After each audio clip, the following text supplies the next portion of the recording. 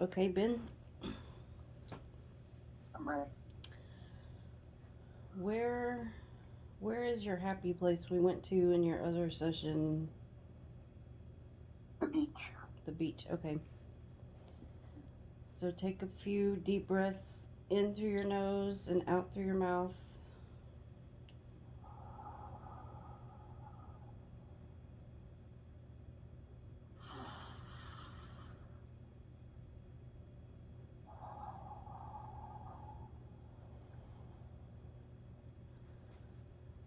And start visualizing yourself sitting on the beach. You can even get your legs and feet in the water. The ocean water is the perfect temperature, not too hot and not too cold. The sun is beaming down over your body and it feels just perfect.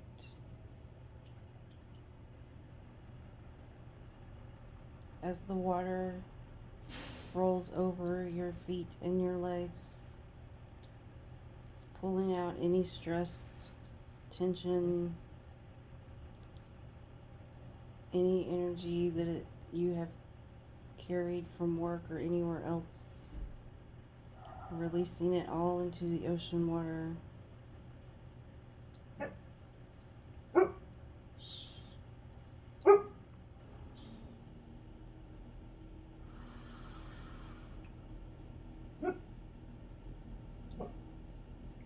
You can feel the sand under your palms of your hands.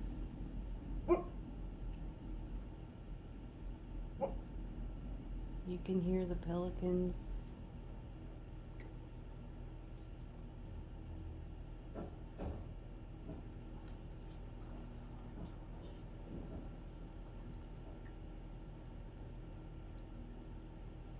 The sunshine is washing over your body and coming down in through your crown chakra. Golden sunlight entering down through all your chakras, pushing out any negative energy or debris that has been picked up.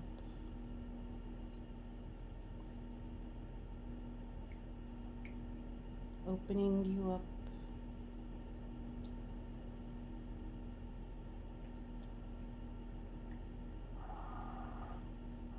You can feel a gentle breeze blowing over your body.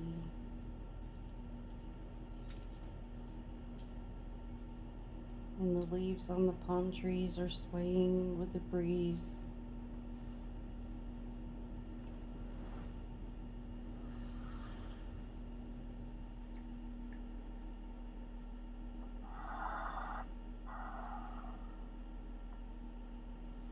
In the sky, there is a really huge cloud, big fluffy cloud. And it is going to slowly start floating towards you.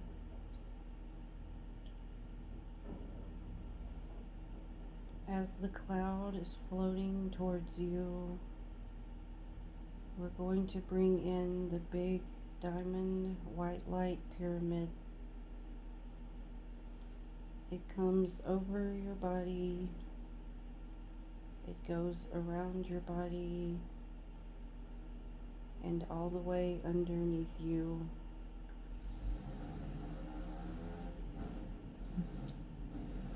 In this pyramid, no negative energy, no lower vibrations,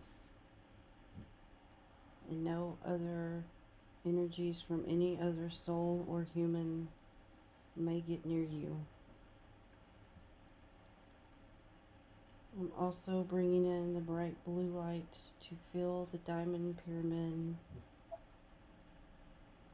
so that nothing may be spoken except for what is aligned with the highest self of Ben and Bruce and Brendan.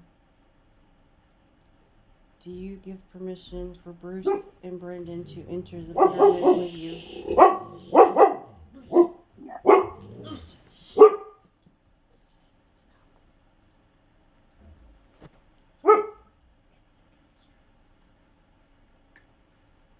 Yes, I do. Thank you. While Ben is still sitting on the beach, I ask for the spirit of Bruce Lee and the spirit of Brendan to please step inside the diamond white light pyramid. Inside this pyramid, no negative energies, no lower vibrations, no projections, and no energy from any human or spirit may enter this pyramid. And only the truth aligned with your highest self of you, Brandon, and you, Bruce, may be spoken.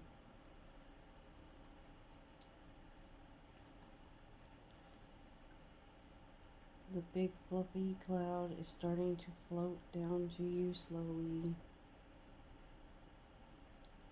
gently floating down to the ground.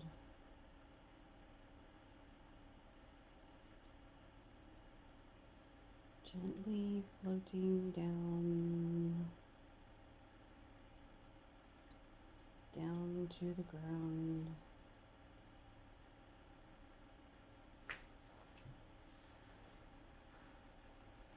Has the cloud reached you yet? Yes. I'm going to ask you to get in the cloud. Sit or lay back in the cloud.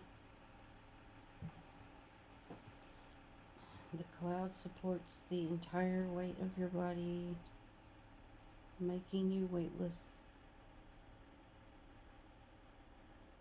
Any tension or pains or stress in the body floats away. You are weightless. And while you are in this cloud, if you hear any noises, they will not bother you. You will just observe them. They will not wake you up.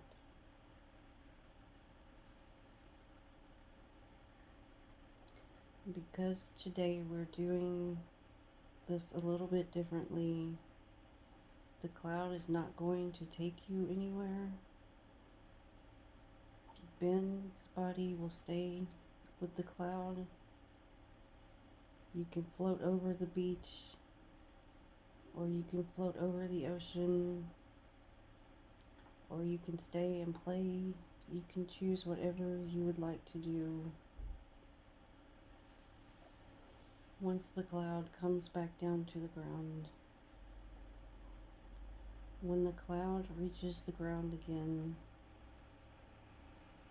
the spirit known as Bruce Lee will be able to speak through the body of Ben. So for a moment, the cloud is just going to float over the ocean, floating out to the blue sea, far away from the land, surrounded by blue waters as far as you can see.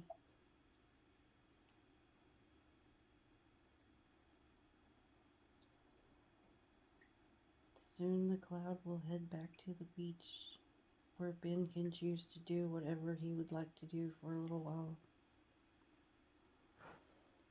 so that Bruce can enter and speak. I'm going to say a phrase to help you go into deeper trance. Ishput Nis.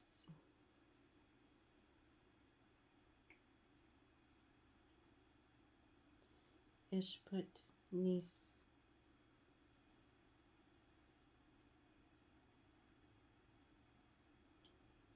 Ishput Nis.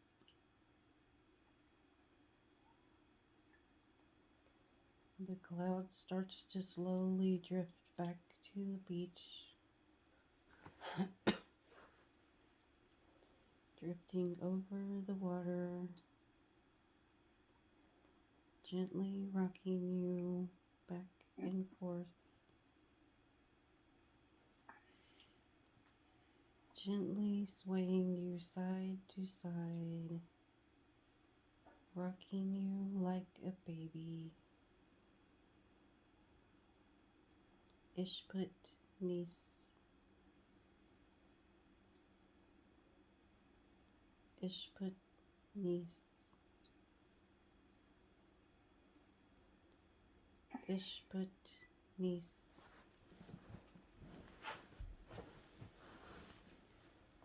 The cloud is making its way back towards the beach. The water is getting lighter, more shallow underneath. Slowly heading back to the beach.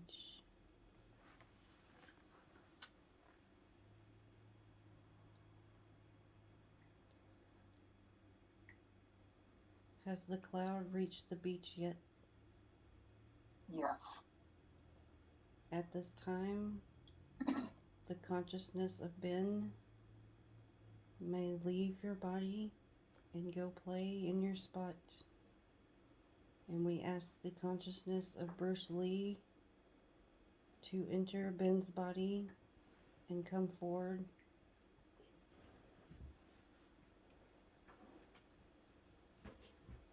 Calling in Bruce Lee into the body.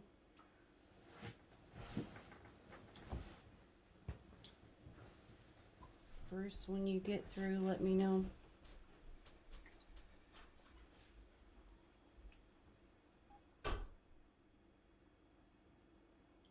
Hi. Hello, Bruce. How are you doing? I'm fine. How does it feel to enter someone else's body? I would like to hear that from your perspective. Well, we just gonna do a little wiggle, as it feels I haven't felt like this in a very long time. Right. It's kind of like slipping into a warm bath. It's all nice and comfortable. It's really interesting to hear that because I've watched in sessions other spirits like through Athena. I've just been curious what it feels like to you guys. Or slipping into warm sheets. Like you feel comfort and warmth. So before we just jump into all these questions, I wanted to know if there's anything you want to say now that you have this opportunity.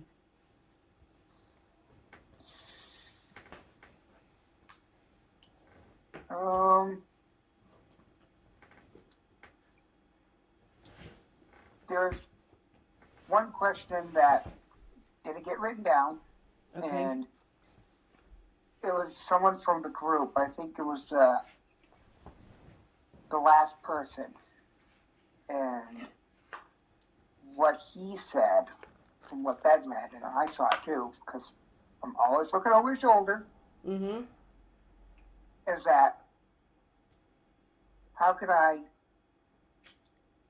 tap into the power within me? Well, I can honestly say is the way you can tap your power inside you, releasing your own potential, is knowing yourself. If you know yourself, you know your potential. If you know your potential, you know yourself. And to tap into that, it's, we talk about it all the time. Clearing out our chakras. Being one with the chakras. And when you're one with those things, you're one with your truer self, your higher self.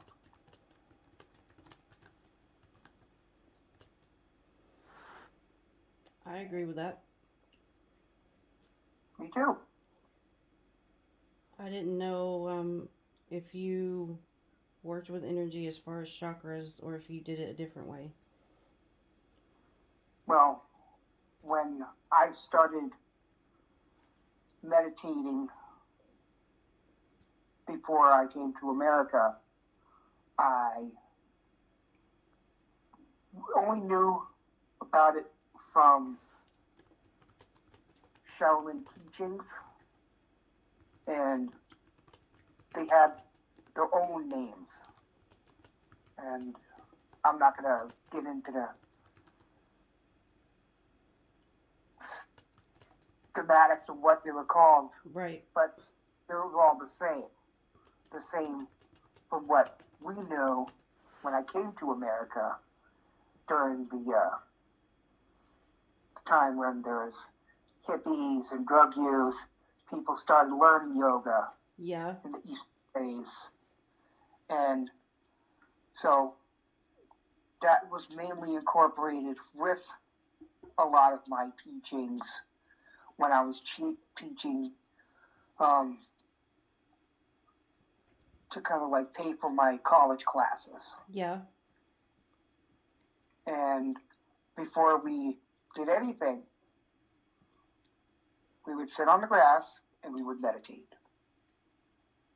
So you can throw a punch at your truest potential because you've opened up yourself.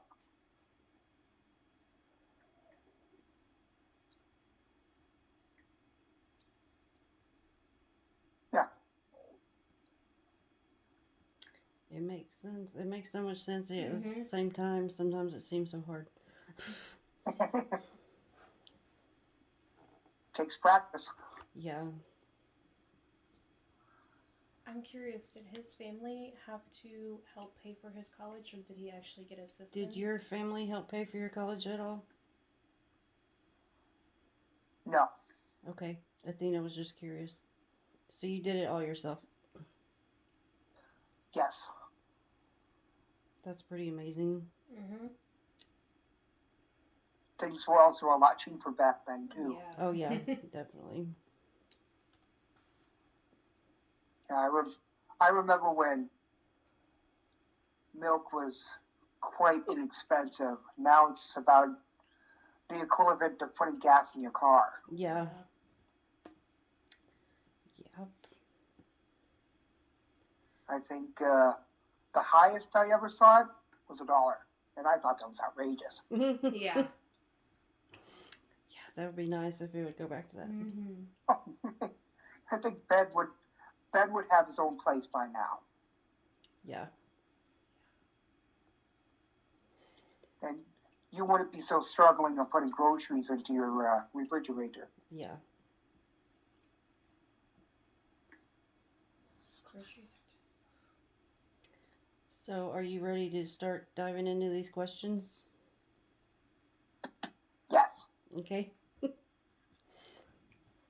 So, Ben, I'm starting with all the questions from Ben because that's the most important as far as the session. So, Ben wanted to know, did you choose him or how did it come about that you are a guide to Ben? Okay. So, as you and I know, I knew Ben through his very first life, being a Shaolin monk. So, let's kind of fast forward in time, fast forward past my passing, Mm-hmm. and when Ben started watching TV more and watching some of my movies and programs. The first time he saw me was as in Green Hornet as Tito. And so by then he asked his father who he was, and told him that's Bruce Lee. And right then and there, he was more intrigued by him. But I didn't go to him just yet. He rented a movie from a video store. And I even remember that day because I saw him coming to that store. And I directed him to that movie. And the store was called Outback Video. It was right around the corner from a pizza place. And I don't think he had pizza that day. I think it was chicken and noodles. Yes. Chicken noodle soup. Yeah, chicken noodle soup that day. But the movie was called No Retreat, No Surrender. And the main character was getting pushed around and bullied because he was a new kid in town and wanted to join a karate class. And the bully, or one of the bullies that was picking on his friend, was in that class and went up to the sensei, and make a long story short, got him beaten up by one of the guys with a black belt, which he should have been partnered against a red belt. And he was Out of oh, his league. Yeah. And so he gets humiliated by his father, who broke his leg because he used to be a sensei in a dojo in LA, and they moved to Seattle where I was buried. And so the character comes running to my grave site. It's they're all out to get me. I don't know what to do. I need your help. And it's funny because it was a different character portrayed by myself. And he appeared to the boy, or should I say high schooler, as me. And basically, that was when he saw what a spirit guide really was then. And Bruce Lee was actually mentoring the boy that was being bullied and pushed around. He actually became better in martial arts because I was teaching him, but it was really me teaching him. And it was right then and there that I became interested in Ben because he kept on binge watching the movie over and over and over again. And I kind of taken a shining to him.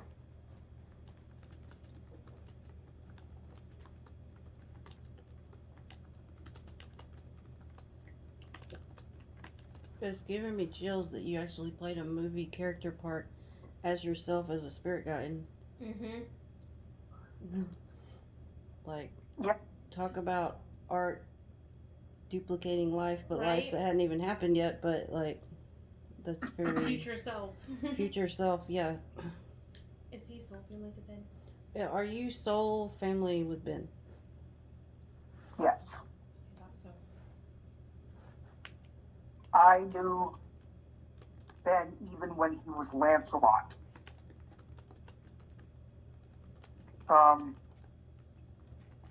During the time when Lancelot was in his training in the fairy realm, the Lady of the Lake had access to all martial arts and fighting records. Oh, cool. That's how Ben's very knowledgeable in a lot of weapons. So that's his own soul info coming through, not just you. Correct. That's interesting. And at one point, when I was meditating, we met again. I went, I want to say I astrobodied out and met Lancelot. Interesting. So this meditation you did, was that in your most recent life as Bruce? Yes. Okay. It's so awesome.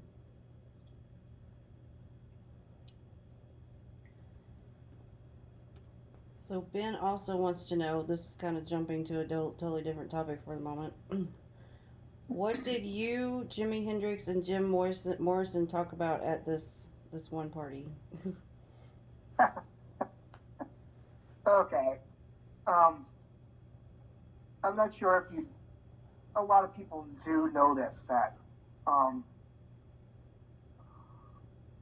was a pothead. And I mainly smoked pot just to, kind of like, because I was all over the place. Mm-hmm. I really couldn't sit still. I'd wake up early and I'd go to bed early. So I would really only get like a few hours of sleep some nights. And when I was really, really, really tired, I couldn't get to bed. So I was invited to a party. And my wife didn't feel like going, so I went by myself. And there I saw, there weren't really rock legends then. Jimi Hendrix. Jimmy, he was a legend just because the guy was a certified genius on a guitar. Mm-hmm. And Jim Morrison, who I might add is a draconian spirit.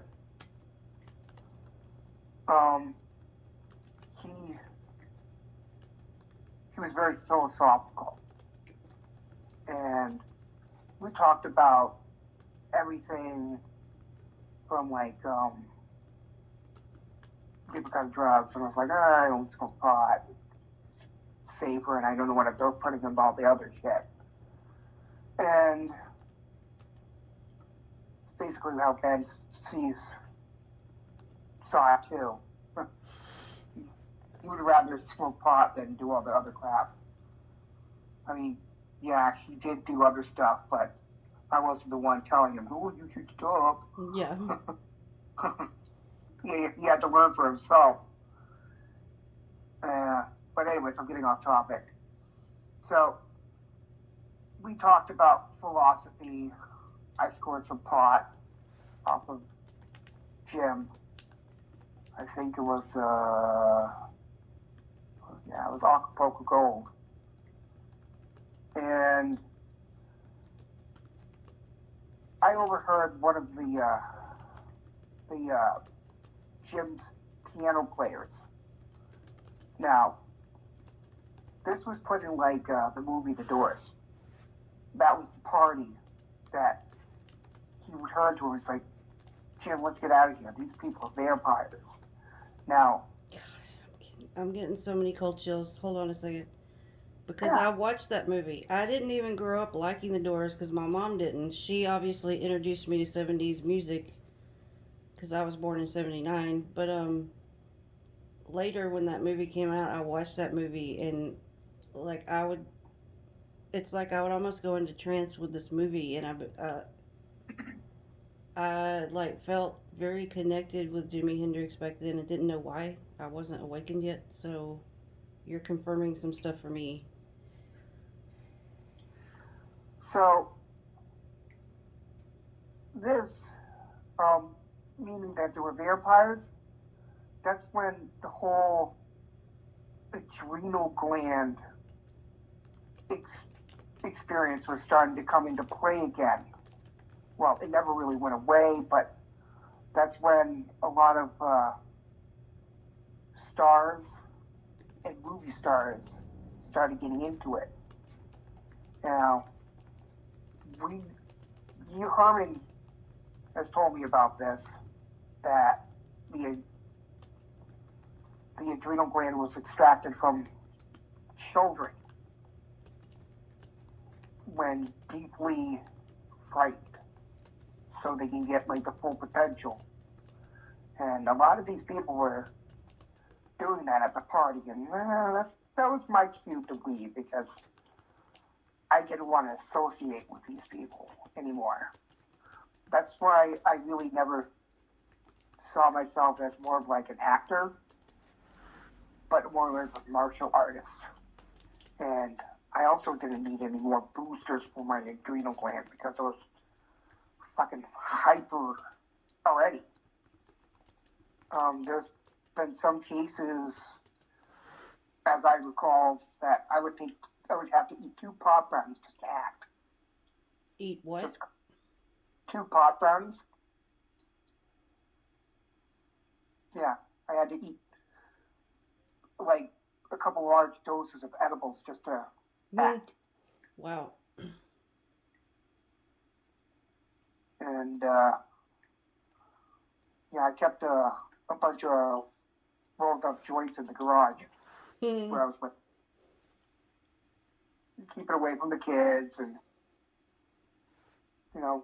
every so often me and Linda would sneak back there and smoke a little together, when the kids were asleep. So that was what was going on at the party. So, in your lifetime, when you were alive, did you know about dragons versus what you know now? Maybe not so much the galactic part. I learned that through Ben and through passing. I used to draw dragons all the time. My nickname was Little Dragon. I learned more about dragons from school. I would actually read more about them than actually doing my schoolwork. And Western dragons, like the traditional European dragon, versus the Asian long dragon, or different aspects like the Japanese and Tibetan dragon. But yes, You were drawn to dragons, you just didn't know there was a deeper meaning? Right, because of my astrological sign in the Chinese zodiac. Yeah. I was always constantly trying to, like, be the dragon.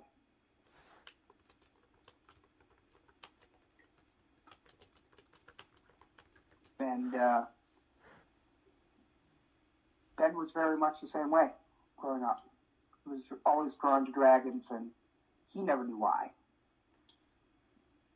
It was because of me. Kind of pushing him along, be like, oh, look at this book, or look at that. Then started reading about Greek gods and goddesses, gnomes, fairies. What other book? There was one cool book. He learned about like water nymphs in Russia, and it showed Russian mythology, and it was a kid's book. And I even thought it was fascinating. I was like, Russian mythology? I was like, where was this book? Right. When I was growing up. But yeah, the library really kind of helped mold him with those aspects.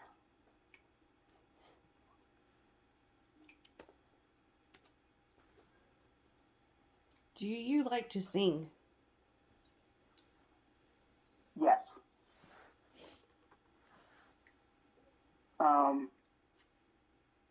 I was singing kind of like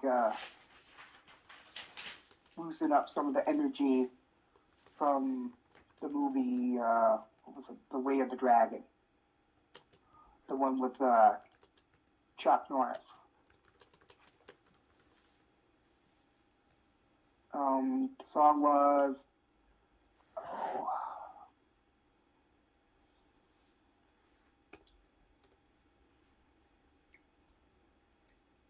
man, it's on the tip of my tongue. I don't know, I can't remember. That's okay. But I do like to sing, yes. Okay, are you ready for this to go a little deeper now? Yes.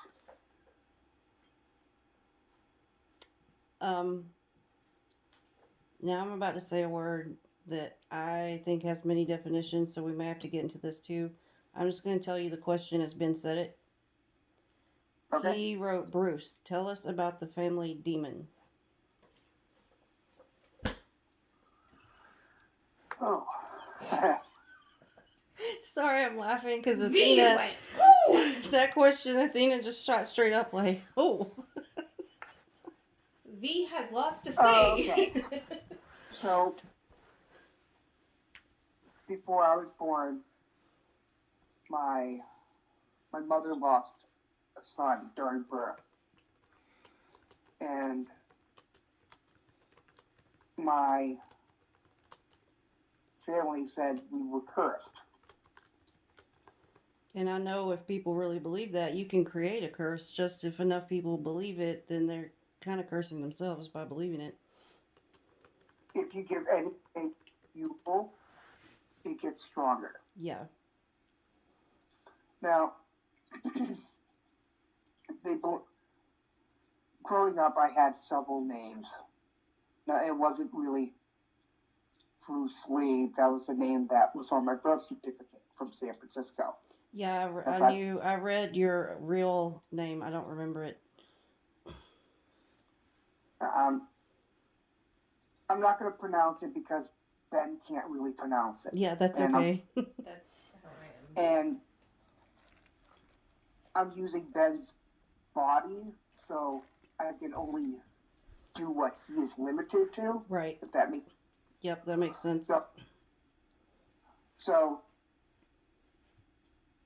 I was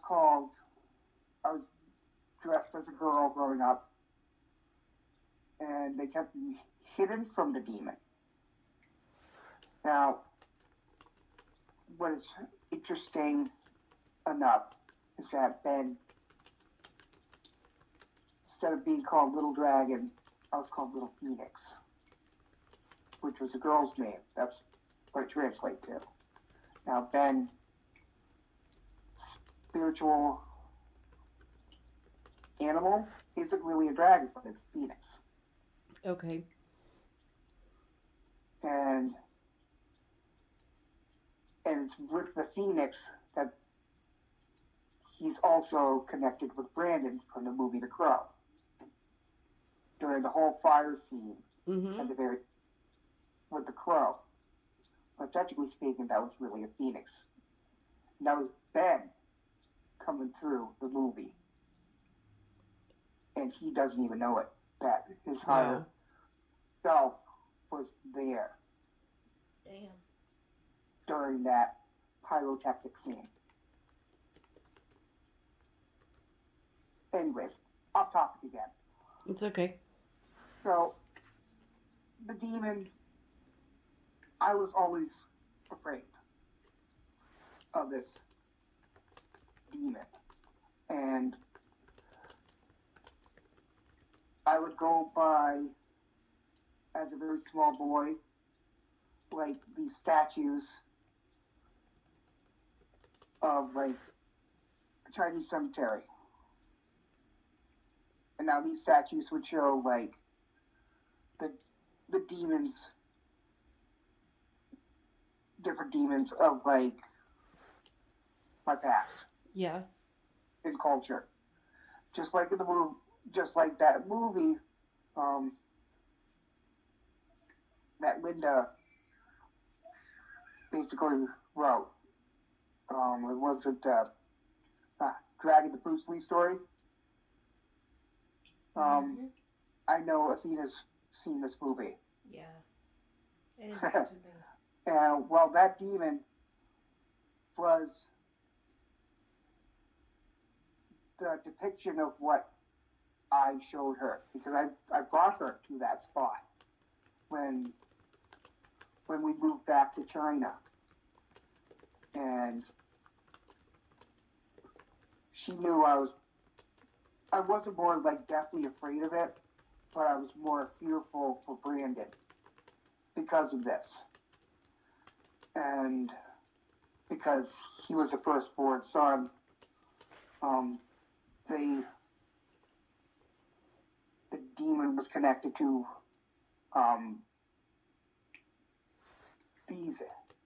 the firstborns, or the male figures of the family. Now, I realized that with my martial arts, I can do anything. And that this demon was not really a demon, but like the toxic aspects of the family and family trauma. And so, by doing that, by beating my own inner demon, my ego, jealousy, my rage, I defeat the demon. And I guess that was part of me, that I defeated that part. But that a little of that still went into Brandon because of what happened to him. If that makes sense. Yes. When you're done, I do have a question for Bruce. Because these things do go through the bloodline. Oh yeah. And that's why Ben is doing, or he's worked last year with his blood right candle to try to like close and seal the gap. Yeah. Athena has a question about this. Okay, so when you were here and my seer aspect came through, Bruce, and gave you a message that something is going to come up at the end of the session and you're going to have to really go and release it. V, my seer aspect, is coming through. I did ask her if this quote-unquote demon/family curse, is this what you were afraid has carried on to your living children in this life? Yes. Okay. And does it give you reassurance to know that they did not carry that? Yes. Good. We need to talk about your brother that did not make it. My first question, do you have contact with him? Like, did he reincarnate? He has not been reincarnated. Okay. I don't think he wants to come back just yet. No. Kind of like the similar. It wasn't even a similar situation. Mm-hmm. My Ben's mother Mm-hmm. had a miscarriage Okay. before having Ben. And that person, that spirit guide that didn't want to go through that childbirth, Yep. was my brother, the one that passed away before being born. Okay. This makes sense then. via communicated, this unborn brother wants to be honored and remembered. He is trying to come through, and I'm feeling it in my heart space that he wants to come through. I feel like this needs to come through Ben. I understand that it's going to be challenging for his parents to even go there. So I feel that unfortunately Ben is going to have to be the one to honor and just accept that he is around. He wants to be embraced. This is the feeling that I'm getting. He wants to be embraced. Not only by you, Brandon, but mostly Ben. See, Ben knows of him. Mm-hmm. He doesn't. He never talks. He doesn't really. Nope. He just kind of sits in the background. Yes, that's what he's showing. He doesn't know how to come forward, and I believe this is part of the healing. I'm sensing this is where So you're he needs to be acknowledged. Yes, like he's not. And I feel I don't want to upset you, Bruce, because this is not your fault. But he can't help. He wants someone to blame. Your brother does, and he's showing. You know, Bruce is like your brother sees you as like the one that, you know, kind of connects everyone. Like a patriarch. Yeah, like, and he needs you to help him. Like, he needs to understand you cannot be the one to heal him, but he almost needs your guidance.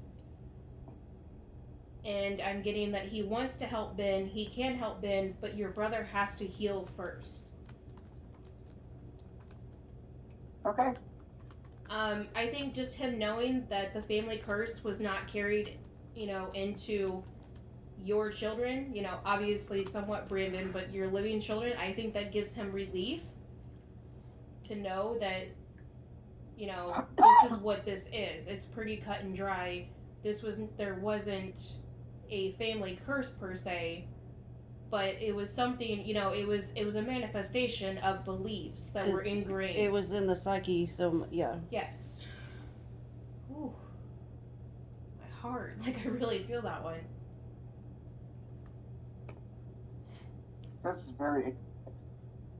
This is what?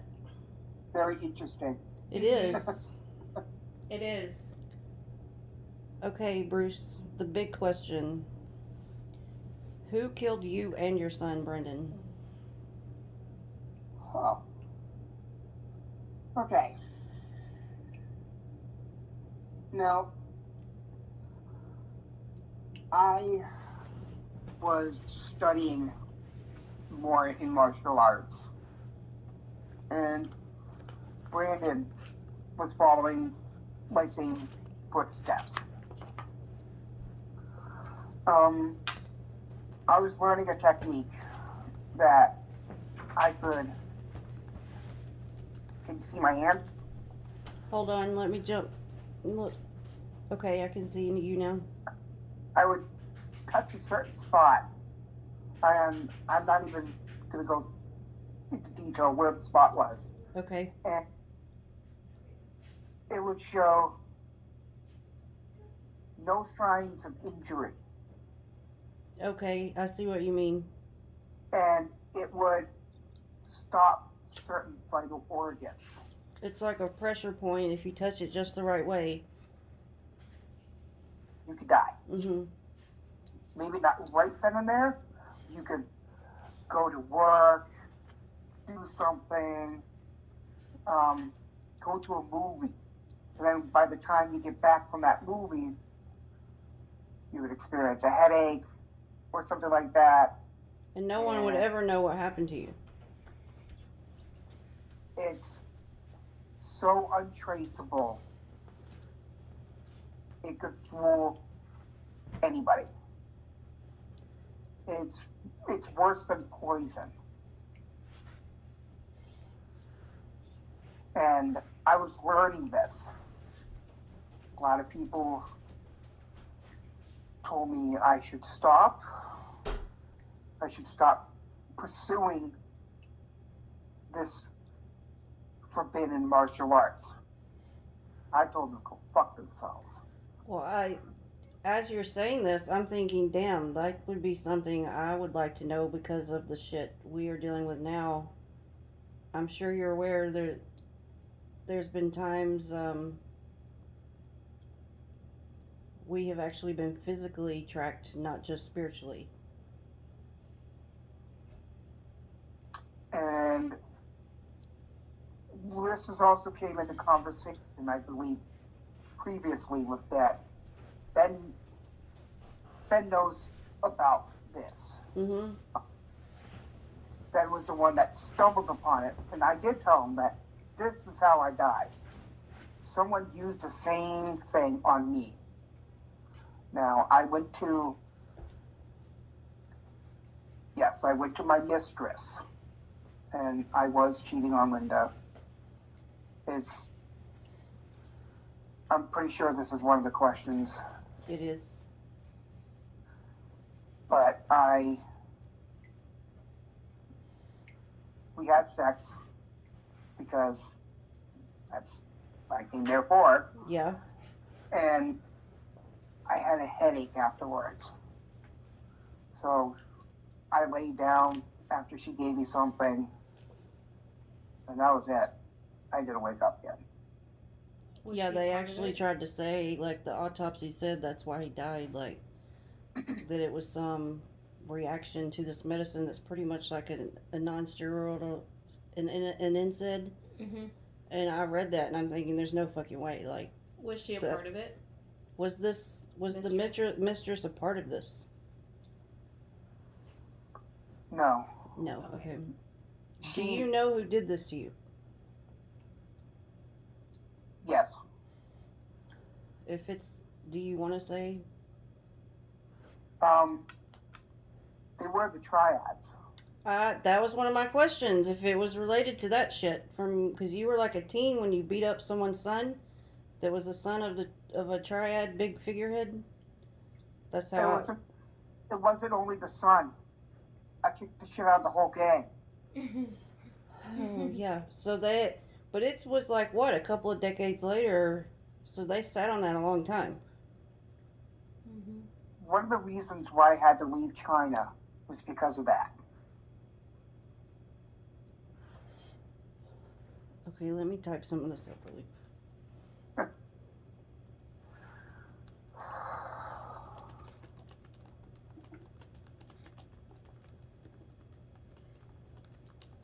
When she's done typing, Bruce, I do have a question. It's technically for Brandon, but I'm curious if you would know what this is about because it's a past life connection.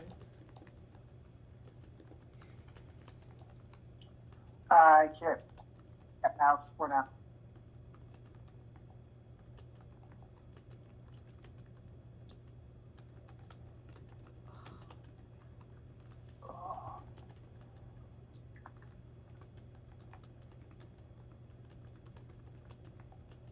Oh, it feels so good to stretch my arms. So you don't have to say the name, but do you know the exact name of who did this to you? Yes, and yes and no. I mean, I know who followed the order out, but I didn't know the person that actually Made the order. Made the order. Okay. yeah, but followed through, I should say. Have you Now, forgiven? these are the same people that were linked. Well, they are linked now to all the sex trafficking Mm-hmm. of children. They're linked to Epstein. They're linked to that sacred order that Herman was part of. It's all connected.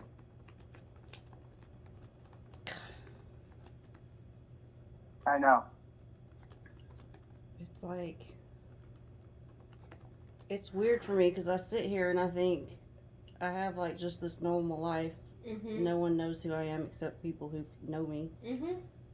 On planet-wise, I'm not known. Mm-hmm. But we're all so deeply connected to all this shit. Mm-hmm. So, Athena, what were you trying to ask him? My first question is: have you forgiven not only the order, but like who actually did this to you? Um, I only know from like before leaving China to go to San Francisco. And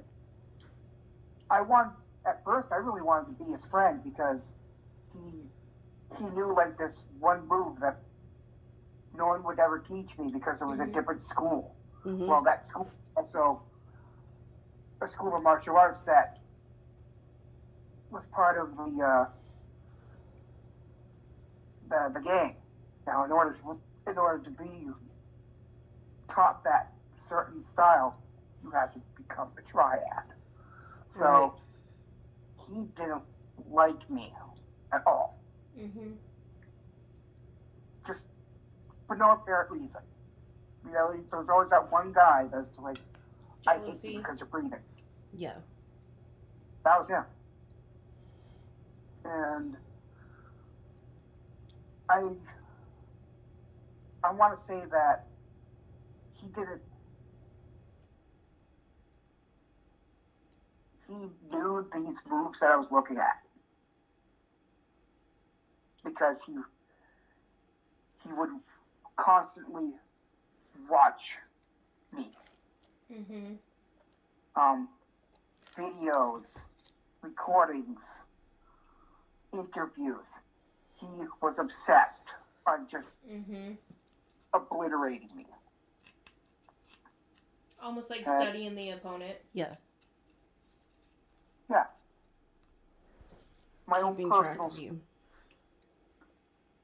My own personal stalker.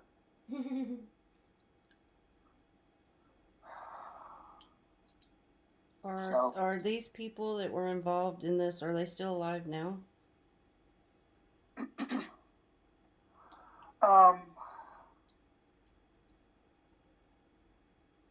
Two.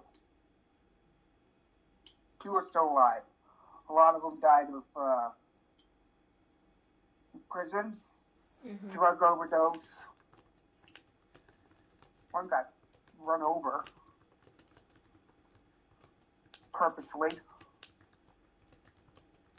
The other one is on an oxygen tank right now due to COVID.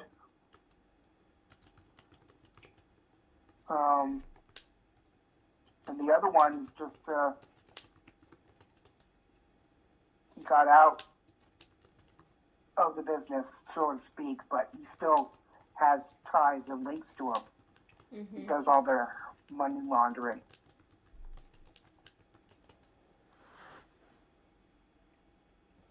So, have you been able to forgive them?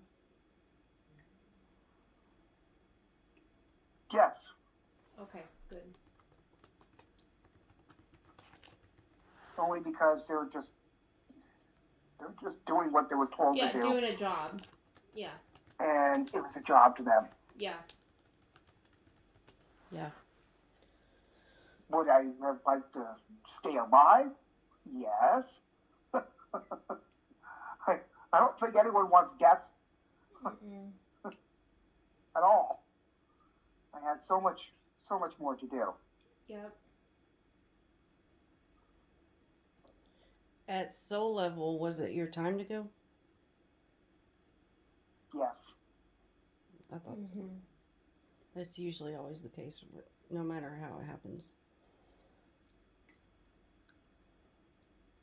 At your soul, like at your highest self level, do you consider yourself what we call an ascended master? Yes. I felt that. I do too. I pretty much hit that level when I was alive. With philosophy. And I was just writing on everything, whatever that came to my mind, and that made sense, but also spoke wisdom at the same time.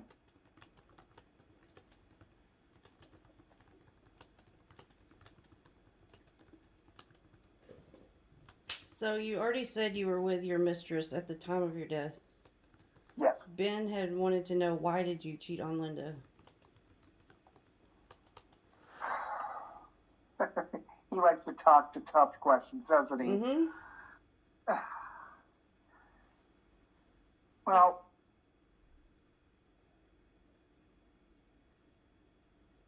it's not that I didn't love Linda, because I want to say she was my twin flame. And between like bills and stress and everything, we just fight all the time. And I met my mistress through the studio, the Golden Production. And she was complaining that they wouldn't never cast her in serious roles, and they always chose her as like a sex symbol. And we would talk and just talk, and just one thing led to another. Yeah. And So is it safe to say that your marriage was already strained when you met your mistress? yes. Okay. And like I said, I just said I didn't love her. Yeah. I think if she were to find out, though, she would have taken the kids, and there would have been a divorce, and I know I probably would have crawled up in a bottle. And I think that would probably be the way I would have died if I lived. But so I kept it very, very secretive. Is Linda still alive now? Yes. I didn't know if she was or not. I didn't know either. I was curious because he brought up you think she's your twin flame, but if she's still alive, are you in contact with her spirit? Yes. I know that my daughter Shannon is running the business. She is what? She's running the family business. Oh, okay. She writes books. She does blogs. She wrote a book that was actually released on ESPN through an hour-long special called Be Like Water. And she collected every little piece of manuscript that I jogged down information and everything like that, letters, everything, and she just put it in book form. And I even have a granddaughter. Bruce, do you have another sibling that is alive? Well, not alive, or maybe do you have another brother in spirit, like another sibling that your mom, like, from your most recent life? I have 2 sisters, and I did have a younger brother. Okay, is that the one that your mom miscarried, or is that a different one? No, younger would have been after him. Yes. Is he in spirit? I kind of feel that he could be a spirit. I'm getting that it's not the brother that we were just talking about. I got the sense that you have a brother that watches over your daughter a lot. I'm supposed to pass that on, like, just so you know. The that he could have passed away. I don't know. He really hasn't really contacted me. It's so interesting. I'm not sure. I mean, it could have been like someone that like was very close to you, um, like a brother. Like I don't know if you had close connections like that. Um, and it could just be a soul brother, but I keep hearing like there's a brother that watches over your daughter. So I don't know. I just feel the need to like I'm getting nudged to tell you this. Like, hey, just a heads up. No, never be sure. So, were you ever turned down by the military? Yes. Did you try to join? When I came to America, the draft was all over the place. So I decided to enlist. I was too short, for one. One of my legs was longer than the other, and it is very difficult to say. I had a receded testicle, so my nutsack didn't fully drop. And Yes. but they give a shit about that to be in the military? Back then they did. Wow. Do you Interesting. do you think it had something to do with the fact that you That's were a Chinese man, like your race? Do you think that had anything to do with it? What was that? Do you think they held your race against you? Oh, they did. Okay, that's what I was just picking I up. think they did too. But my Ben's father tried listing, and they wouldn't take him because one leg was longer than the other. That's so weird because Herman had that too in his life. And guess what? During all the surgeries that Ben had, his right leg is longer than his left.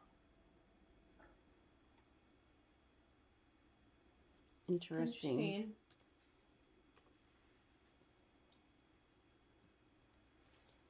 So, what is this Ben wrote? Ben had, tell us about your cartoons you had in mind before your death. I wrote a letter to Hanna-Barbera, and it was actually the very last letter I wrote. And the letter said I was going to talk to him in person rather than through the phone, but I would have a cartoon with me as being the star. I would get into like some kind of like trouble or walk into something, fight off the villain, show like a moral to the story at the very end of the cartoon, and give like I don't know, eat their vegetables and do exercise at the very end. Yeah. But it will also like kickstart like me in other crossover cartoons, like with Scooby Doo as the Green Hornet, and oh, it's Kano, and That's cool.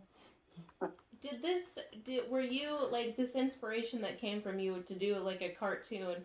Did this come from being a father, like, wanting to connect with your children more? Like, where did this come from? Yes. Okay. My children, my life, and I wanted to also to connect to them when I'm not around. Mm-hmm. They could see me on the TV. Yes.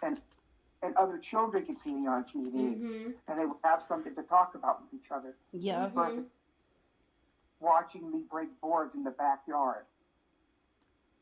with other friends, just screaming at the top of our lungs.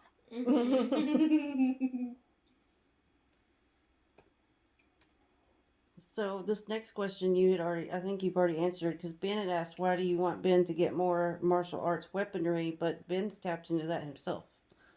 It's not just you. Yeah, I mean, it's always good to be diverse and have a wide variety. Um, he has like this, he's filling up a hope chest of just nothing but like martial arts weapons. I mean, I'm pretty sure by the time he's done, he's gonna be like, well, he's gonna call himself like a ninja, but he's really not a ninja. He's just got the stuff to be a ninja. This kind of falls into the question that V wrote out. So I don't know if you would know. I know Brandon will know if he remembers or not.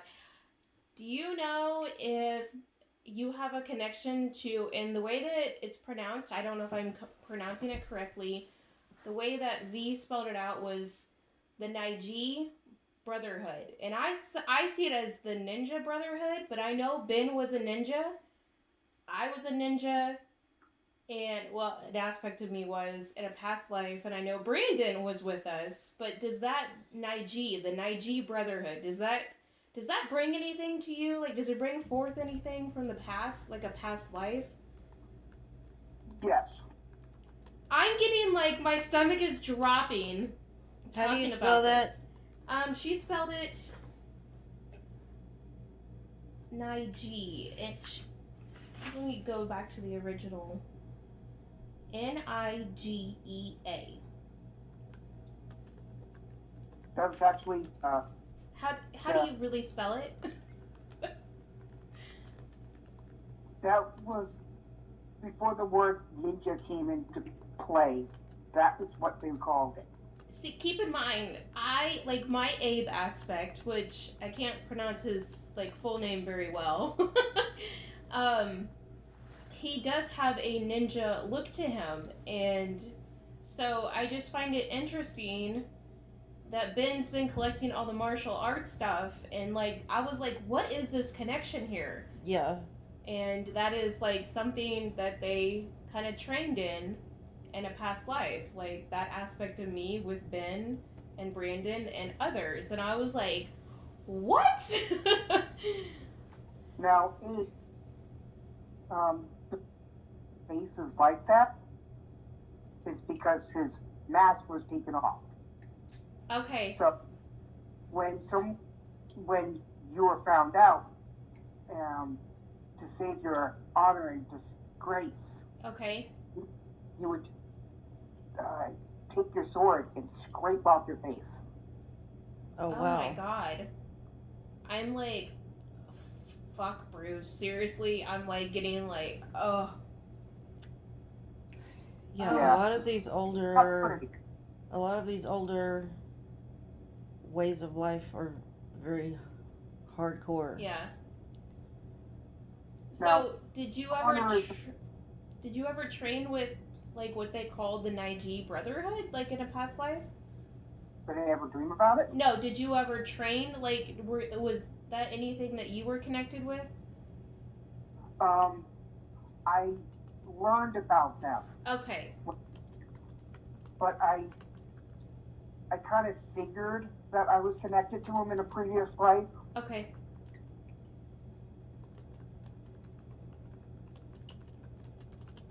Well, it would explain why in your most recent life you were so good at martial arts and literally like a human weapon. Yeah. And also being Shaolin with Ben. Ben has been like, he has that warrior aspect too. Yeah. It's not as strong now because of all the previous lives that he's been injured, and he's been collecting these injuries like matchbook scars, but not matchbook scars.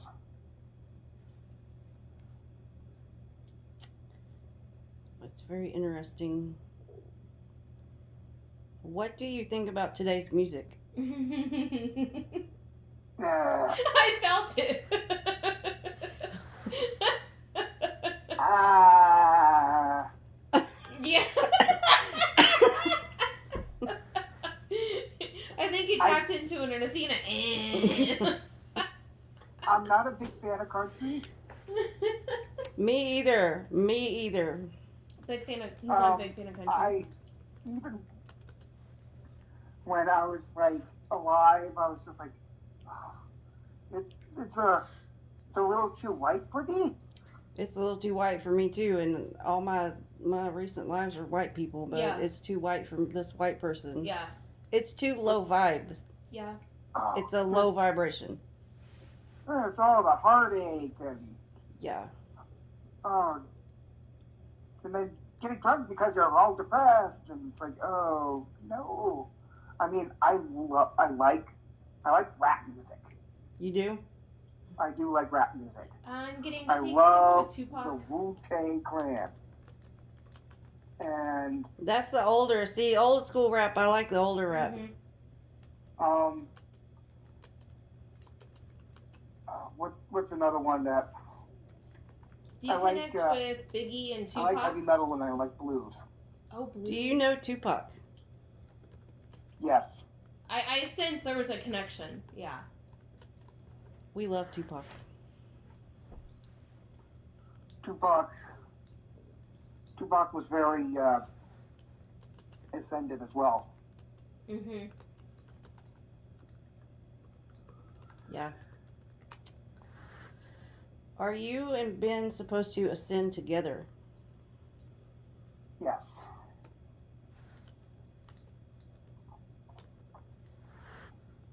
So I guess that answers my question. I was going to ask you if you plan on reincarnating on this planet again anytime soon. So I'm going to take that as a no. Yeah, I'm not being reincarnating back on the planet. Okay. I'd rather just have Ben go to where he goes and then I go. Yep. I don't think any of us want to reincarnate on this planet. Yeah, we're just kind of ready to do our jobs no. here and go on to the next place. Yeah. Like, this shit show, I'm done with this. I'm not, like I always tell Athena, I'm not in a depressed state where I'm like, oh, I want to die, but, like, if I did die, I'm not going to be upset either. Yeah. Especially with my partner being in spirit. Like, Yeah. I'm just like, I could give a fuck right now. Do you have any messages for Ben and or Janet? Excuse me.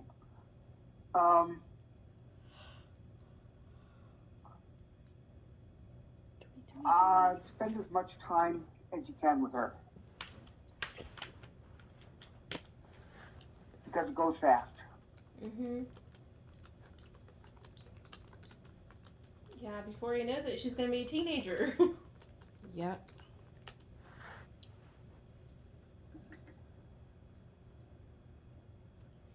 Ben had asked, and I'm not sure, I should have asked him. I didn't know if he meant just recently or in other lives. Have you been anyone else's spirit guide? Yes, before Ben, I watched over Chuck Norris' son. Wow. And he was getting into acting. I kind of like told him to get into the action films just as much as his father did. Mm-hmm.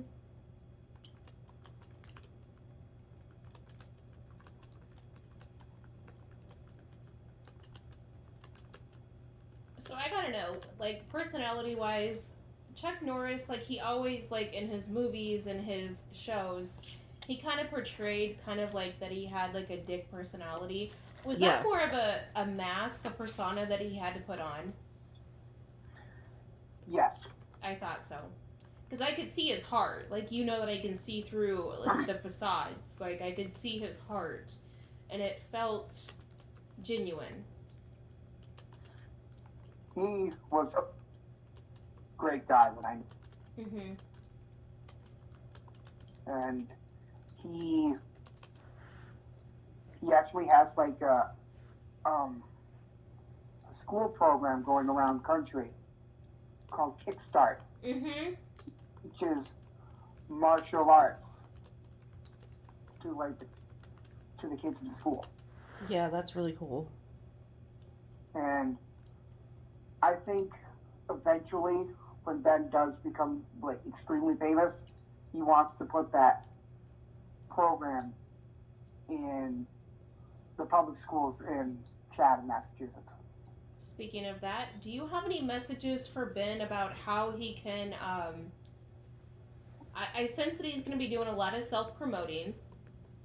Um, how can he get a kickstart on the self promoting with his book? The way he should self promote is probably get the book published first, Mm-hmm. August, but send copies of the book to certain people. Okay. They're going to be like, oh, they're going to open up the mail and they're going to either throw it away or they're going to be like, oh, what is this? And are you going to be able to guide him to these people? Yes. Okay. Are you sending messages to my higher self? Because these are not questions I normally come up with. Right? I know you are. Like, I feel your highest level is like communicating to mine and it's trickling down. Like, yeah. Okay. In your first life, when you met Ben, well, maybe not your first life, in Ben's first life, when you met Ben, were you bound by the Shaolin Oath? Yes. Okay, so I added a question to this. That was Ben's question. Since I don't really know a lot about that, can you explain anything about this oath? Yeah, I don't know what that is. All right, I'll explain as much as I can. Ben's body's starting to get uncomfortable now Okay. because I think he's got to pee. The Shaolin Oath is like moral conduct, and Ben still lives by these. He actually has more to it from other previous lives and his ancestral roots. And like, don't steal, only use your martial arts for fighting for good. Don't rape women. Yeah. Follow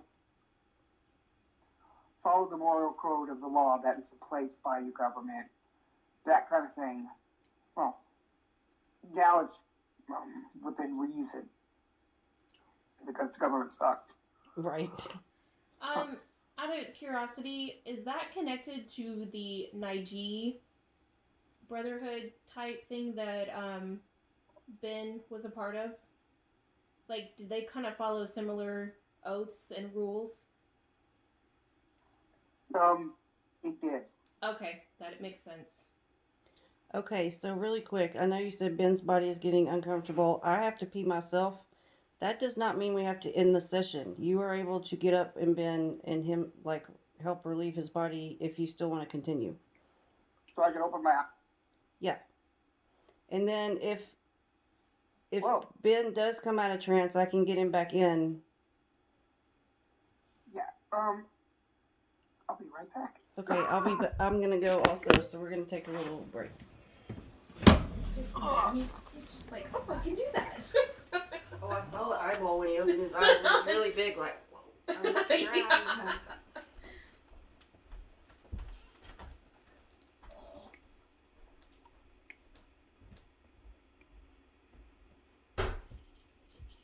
She's just going to the bathroom, Lucy. It's okay.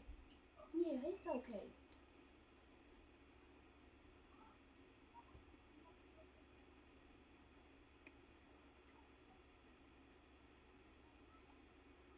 Goosey, what are you doing?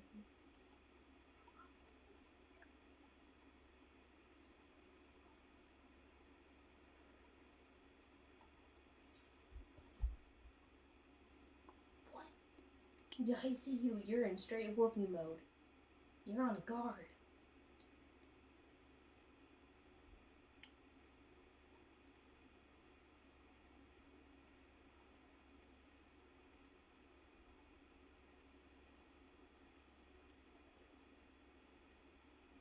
What are you doing? Do actually.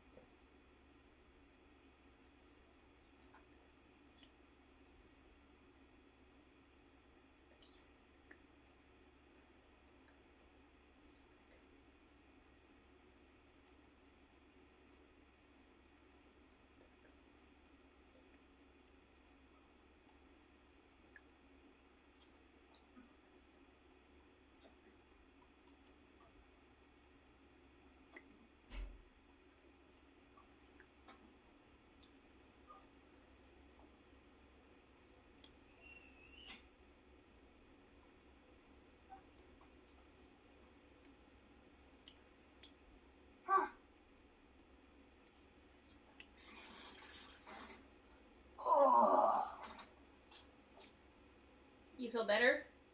Oh, I feel so much better. I bet. I've been running to the bathroom nonstop during this session, so I know we're clearing a lot. Oh, forgot what it's like to be human. Mm-hmm. But it certainly felt good to walk around. Mm-hmm. Is that still Not just- Bruce? Full Bruce? Okay. Yeah, Not he's just- just talking about how he forgot what it was like to be human, to like get up and like walk around and.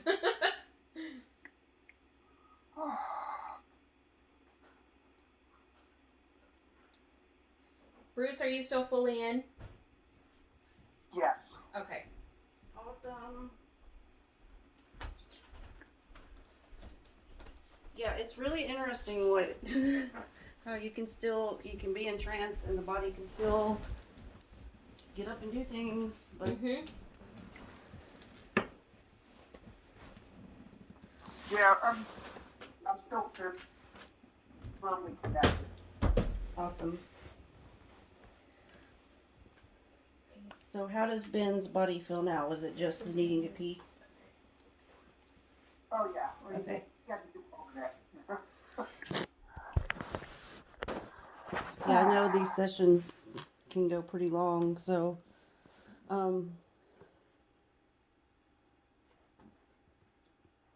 I want to go back because I got so wrapped up in what you were saying. I forgot to ask your son, Brendan. Who killed him? Was it the same people involved? Yes. Actually, I can talk with my eyes open now, so I can. What happened is that the triads made it sound like that there was a curse put on the whole set. Series of accidents. They switched blanks and put a real bullet.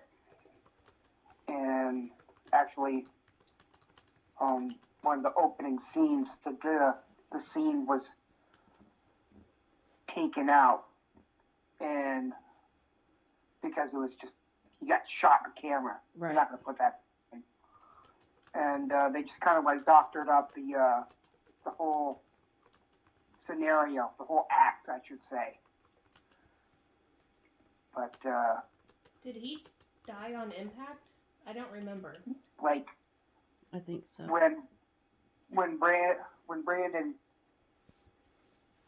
said, like, in the movie, "Is that gasoline I smell?" and shoots the pawn shop with filled with gasoline. Yeah.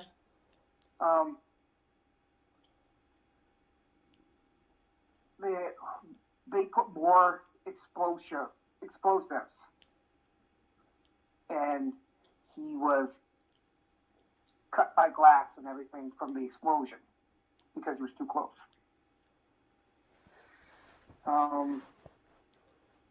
There was people that fell from the roof of the set and broke like his collarbone in his arm. So there was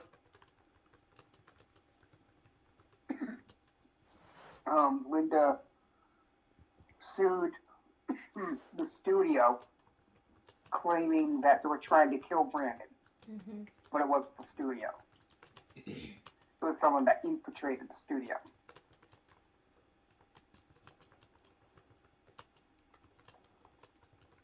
Yeah.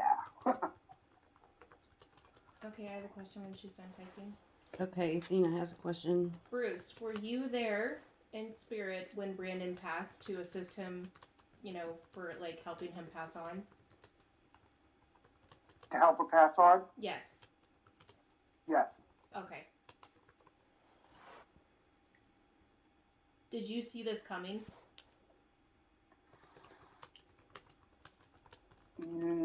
I thought he would have.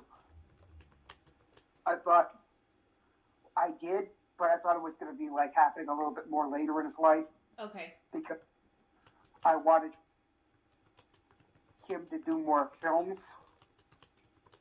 That's why I kind of like stayed closer to Ben. Because I wanted him to come more into his own. Yep. Yeah, kind of like, a father trying to give him, let him spread his wings. Yeah. Right. I had a thought and it just left my head. Oh, I know. I was just thinking, wasn't that his first big film, The Crow? Yes. I thought so. He did a movie with David Carradine called Kung Fu. He did a movie called Rapid Fire. And what was the other movie here? Laser Focus. That was his first film. Okay, Bruce, I have a question for my aspect Abe that is very connected to your son Brandon. When Brandon started started making, doing the movie The Crow, was he carrying a lot of soul pain through this movie? Excuse me. Yes. Okay. He would tap into it for his character. Oh, man. You need something to drink. Yeah. That makes perfect sense because that movie always got to me. Like, yeah, it was a deep and I'm not movie. even a big movie person. Like, Yeah. a lot of movies don't really get to me. That one did.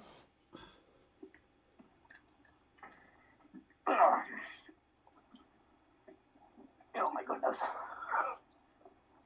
Ben needs to get his shit together with these freaking pillows. You gotta write that down too.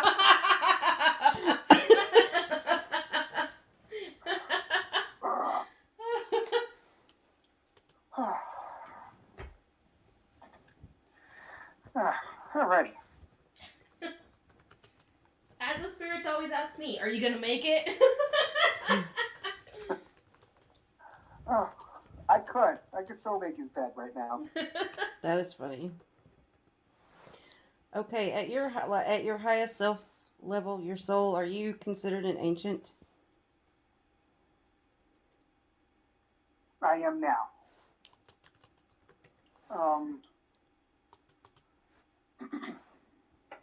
So I guess I would say yes.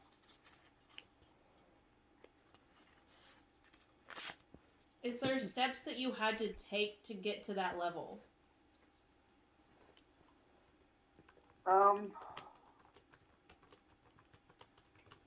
It to become like an ancient, it takes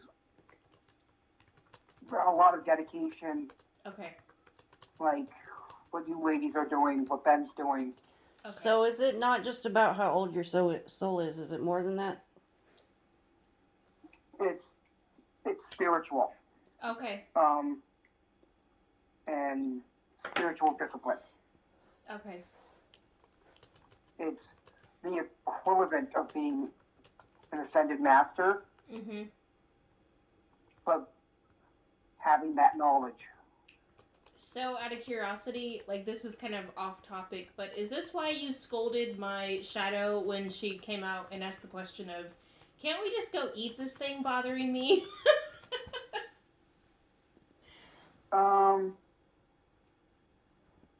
Like, is it just your way of showing discipline? Like, we need to be able to, like, our shadow has to be disciplined. Like, is that your way of, like, teaching?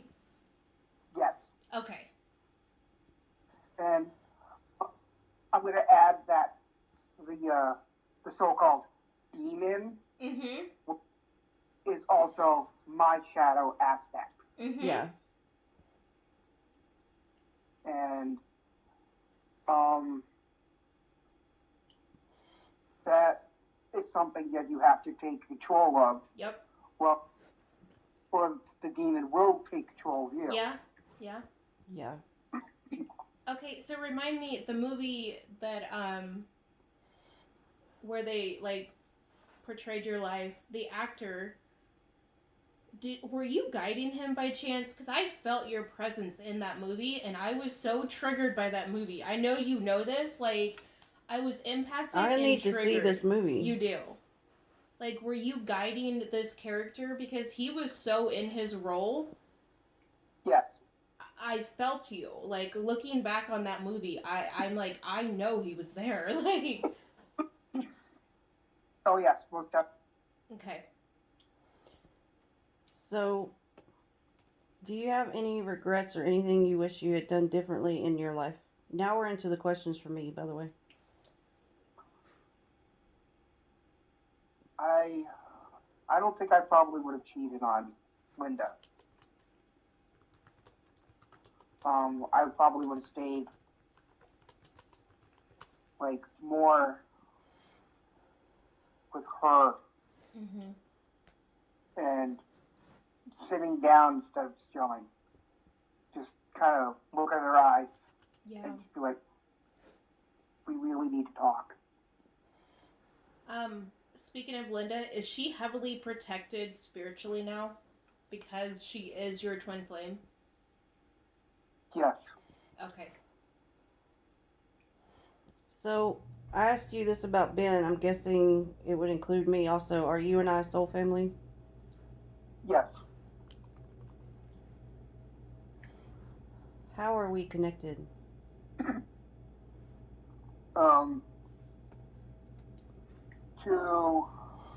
We're connected to the Royal Flamey in Draco.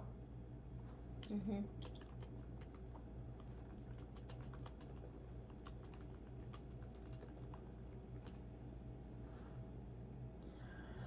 What would you like the general public to know about Hollywood? Oh. I had to go there. Yeah. I'm like, we got a book. We're ready. I think the general public needs to know that they're more secretive than they are, Mm-hmm. even if they are under the limelight. And that the so-called actors and actresses that they've grown to love. Like, what's a good percentage? A little bit more over 3/4 of them are pedophiles. Mm-hmm. That they are using the adrenal. They're practicing the dark arts, Mm-hmm. and not just satanic. It's even more darker and more twisted because of these blood rites. Would you say? And they're doing them for the old gods. I mean, the gods that have no names now. Mm-hmm.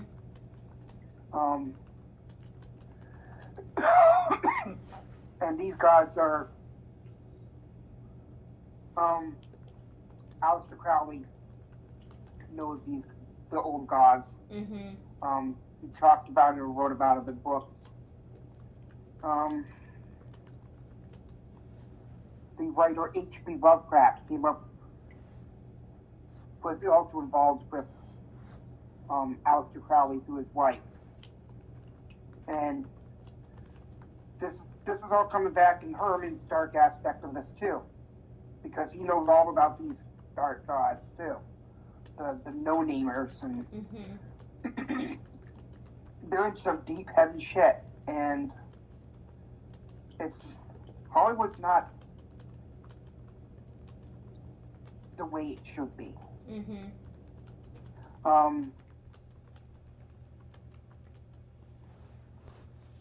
When I was acting, I wanted people to look up to me, even when I wanted them to be like an equal to me. I wanted them to learn something, and they did. That's basically what my life's sole purpose was about. Mm-hmm. And they're just empty vessels Yep. walking around, Yeah. Crystal and I talk about that a lot. saying what they're supposed to say, waving where they're supposed to wave, but they lost all their soul. Is this because they've technically sold their souls over? And they're being controlled by like these officials telling them, "Oh, you're doing it for the better good of the old gods or whatever." Yep. Yeah. So does this go deeper than what we consider energetic vampires? Yeah. Okay.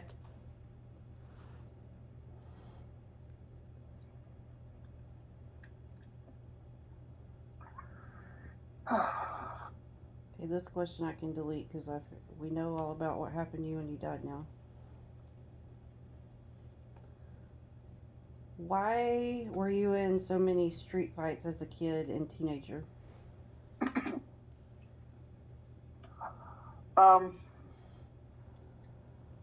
A lot of them were due because I lived in such a very low poverty kind of place, Mm-hmm. and a lot of them would pick on me because I was smaller.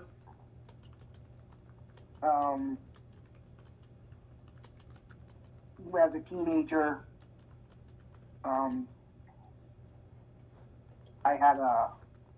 it took me a very long time to buy a bike.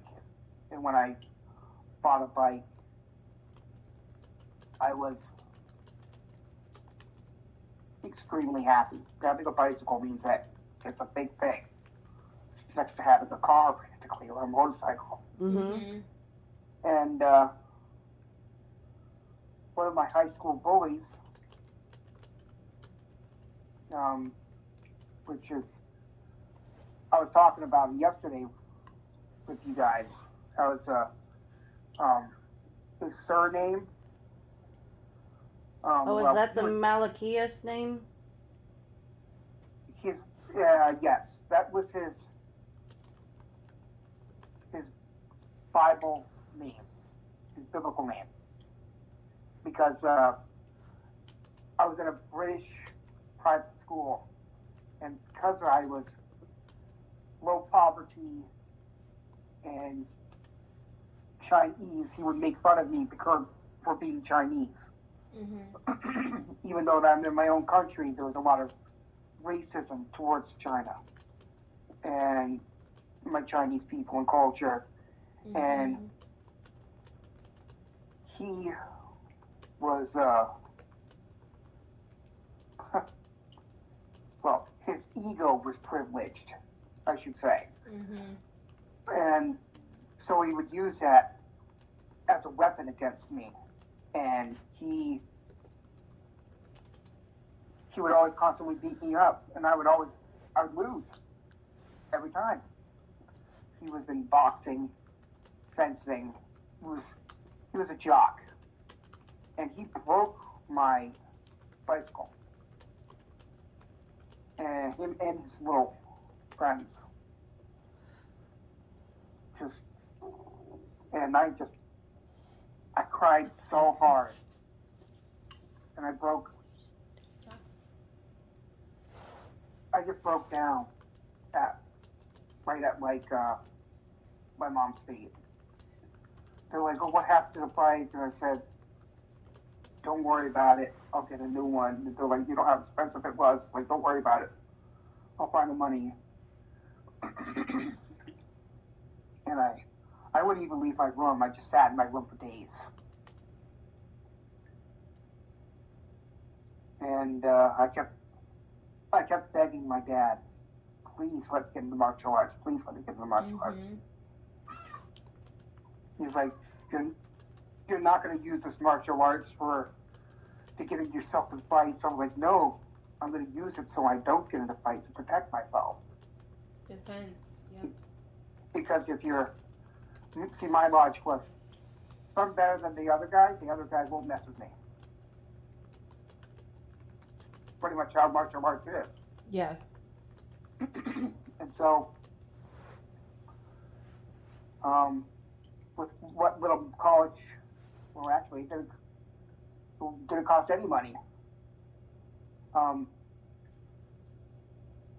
IP man took me in, and I started the School of Wing Chun at the age of 15.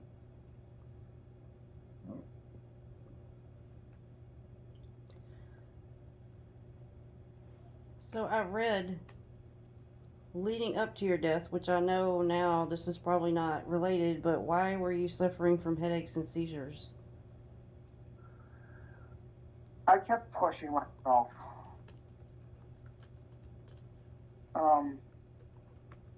And I want to say that is because I kept training over and over and over and over and over again. That was just kind of like I was running down my body.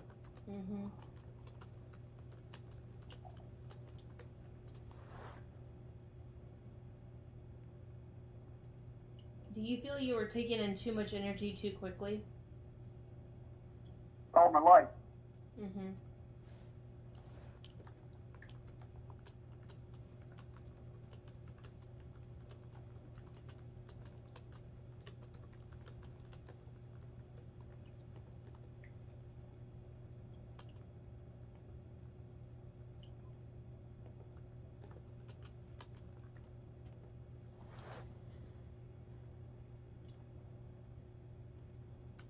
Okay, now we're getting to questions from other people that we asked through Facebook.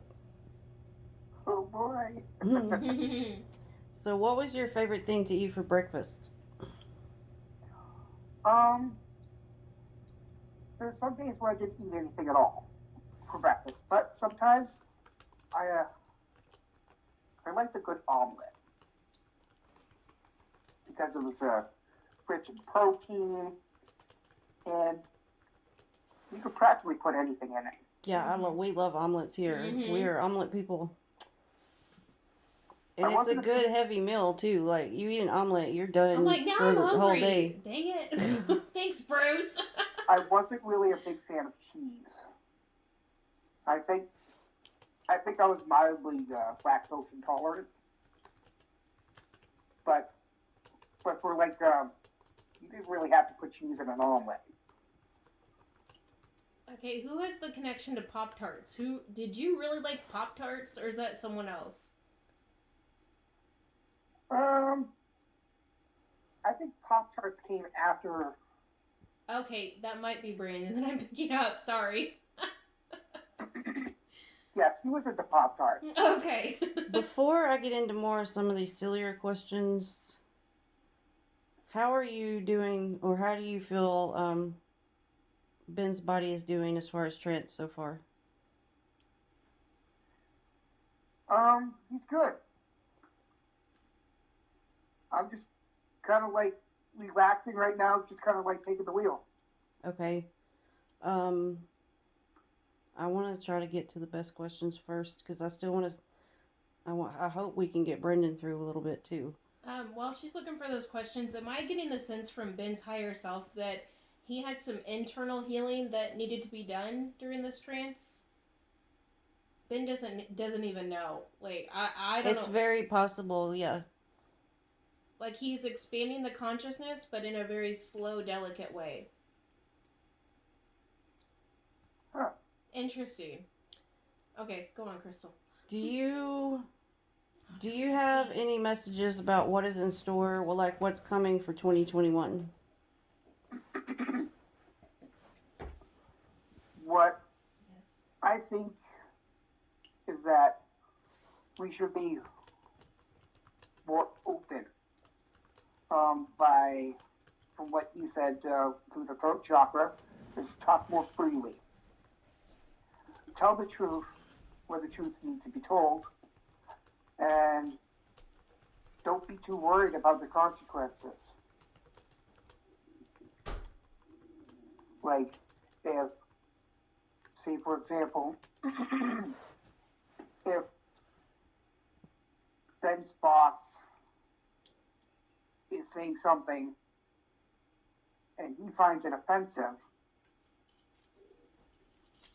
he should be like, hey,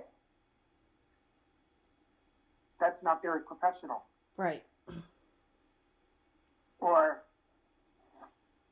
I don't think that's very appropriate, and I think you should talk to her a little bit more with respect. You know, he won't get fired, only for the mere fact that he's even heard it too. I would rather make his life a miserable living hell than pay unemployment. Right. His boss is kind of a shitbag. Oh yeah, we know. I know. I heard him rant before to you guys, and just like, to make a long story short, fight, or not even fight, but speak up with honor. Now, not just self-honor, but for the honor of other people. And use it with your throat chakra. Because your words are more powerful than the person's action in front of you.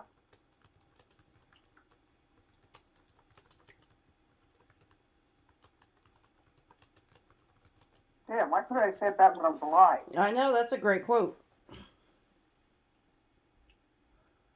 No, that's why they call me Ascended Master. I walked into that one.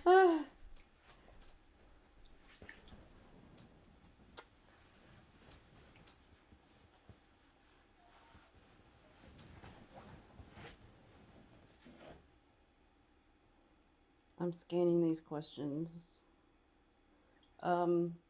How, I know we talked about this a little bit. You said you meditated. How did you work with your energy or chi?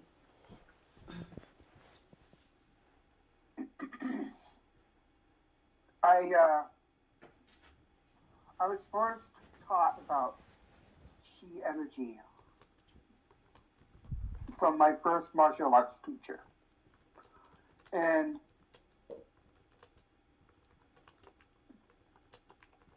this is what people try to use, like, throughout all their life is energy, because we are energy. Energy is around us, and energy is the space in between us. Yeah. So, in order to balance that energy, you have to balance yourself. Now, you could do that with just meditation. You don't actually have to do martial arts to balance your chi, because self-knowing and working with your shadow is chi balance. So what happens for people that can't meditate? Like they have a hard time just meditating. What's your advice there? Well, for people that can't meditate, you could do it with sound, music. Yeah, I do it with sound a lot. Anything that makes you find your center. Now, the center is the circle around you. It could be the white diamond pyramid that was placed on us through the beginning of trance. Yep. And we are in the center of that. Now, it's very difficult to achieve all this all the time, 24/7, 7 days a week. Mm-hmm. But if you think it, because words are like spelling, and spelling is like casting a spell. Your words and your mindset are key to chi level.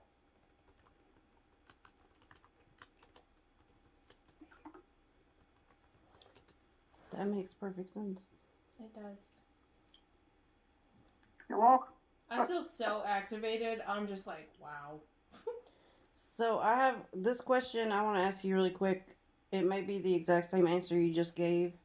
What is your advice for mastering chi?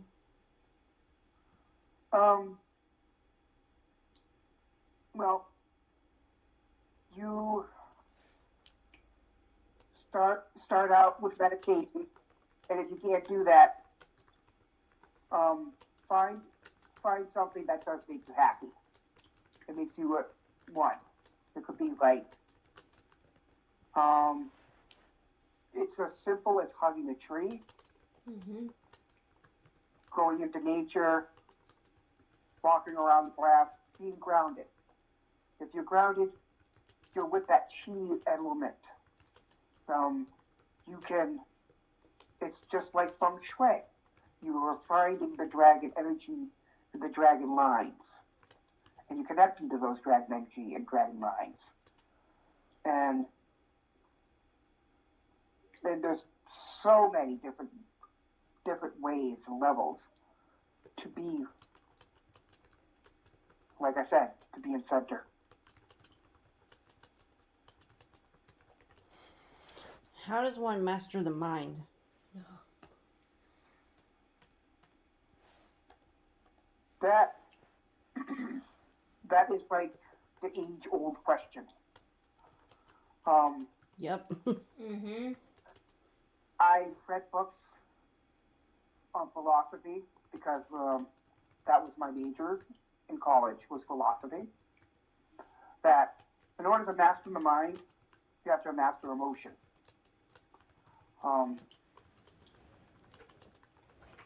Like when someone's yelling at you, what's your first response? To yell back.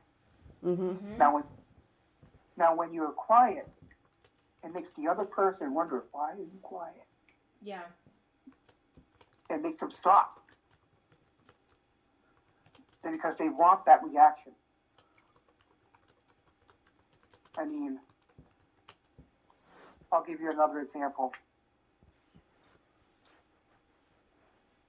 A man is showing someone a spot that he misses. from cleaning. He takes the dirt and wipes it on the person's shirt, saying you missed. Now, the external response would be, "Are you fucking kidding me?" Yeah. Yeah. It's like, or you could be like, "Thank you." Now, why would the person say thank you? You use the reverse psychology, you make them powerless. Yeah. When Ben was 11, he had a bully that would come to him every time, same time, at lunchtime, and call him retarded. Now, eventually, Ben got fed up. He's like, how am I going to do this and stop it? I put in his mind, use reverse psychology. So, next day, same little shit came started up to him. It's like, hey, retard. I was like, oh, thank you. Now, he kept on saying this all the time. It's like, why are you saying thank you? It's like, you're giving me a compliment. Thank you for calling me retarded. The kid stopped. Next, 2 years later, junior high comes around. Guy left. Never even came back to school. He defeated him with the power of his mind. Yeah.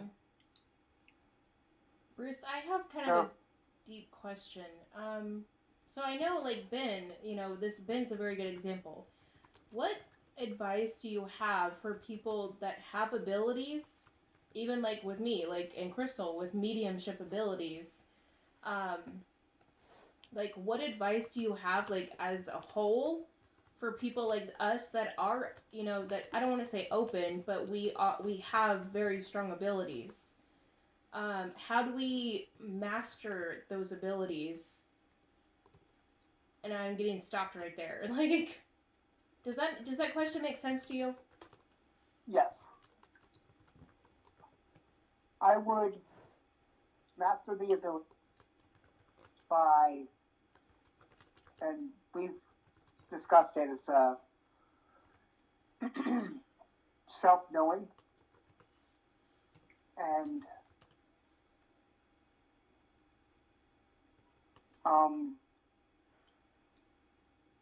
read.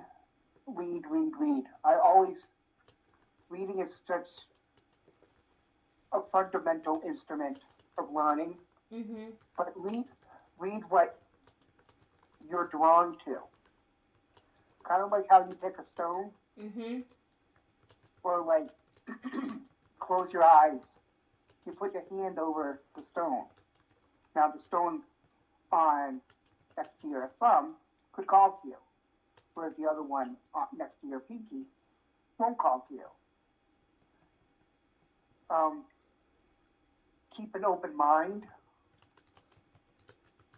to certain things and kind of adapt them as to your own.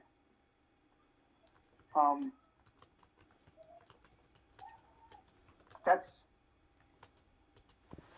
yeah. You just constantly keep yourself with information. Now, it'll be like, some days it'll be like a little overwhelming, but just kind of use it to your own discretion. Okay. Don't be like, keep filling the cup with water and having the cup overflow. But more like, don't be a cup, be the ocean, Mm-hmm. absorbing more water. Okay.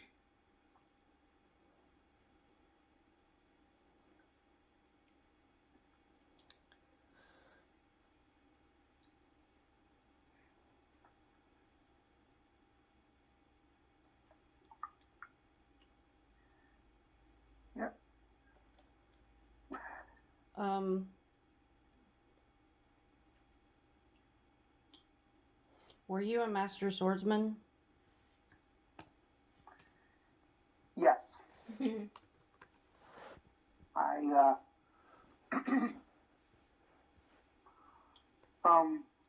I had a katana sword, Japanese katana sword,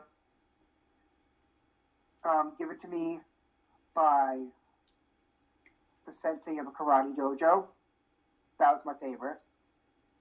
But I was more diverse with the Chinese scimitar. I was very good at wielding two blades. And I was also very good with the hidden cane sword.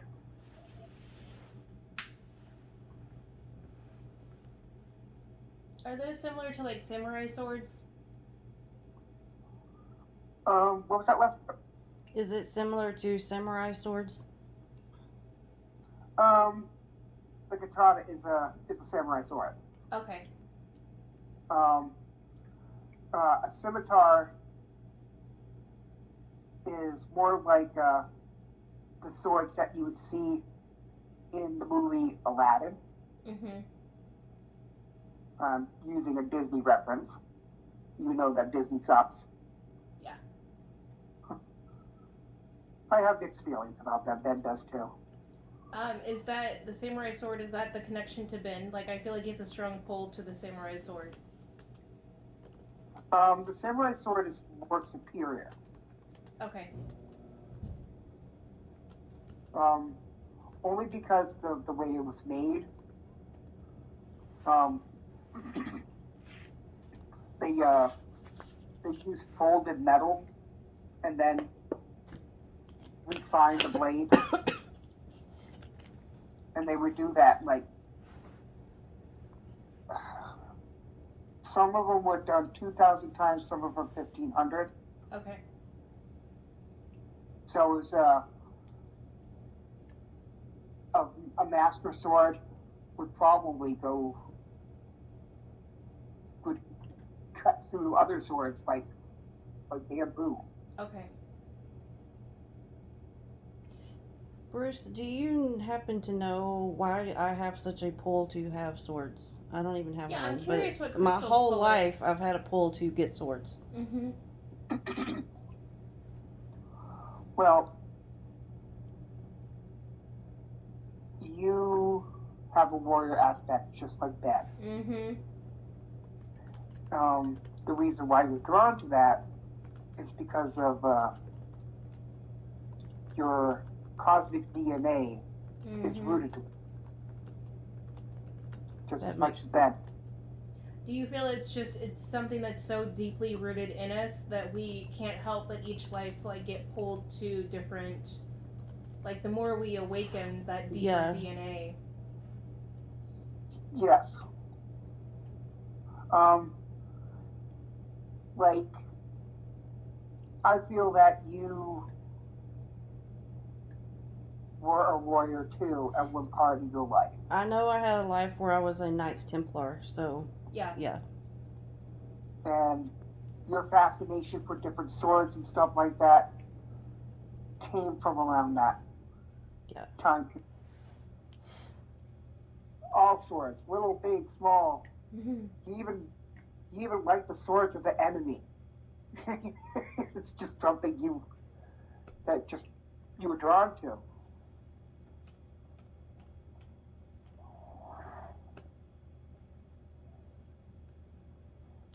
What were your typical meals like for like a day?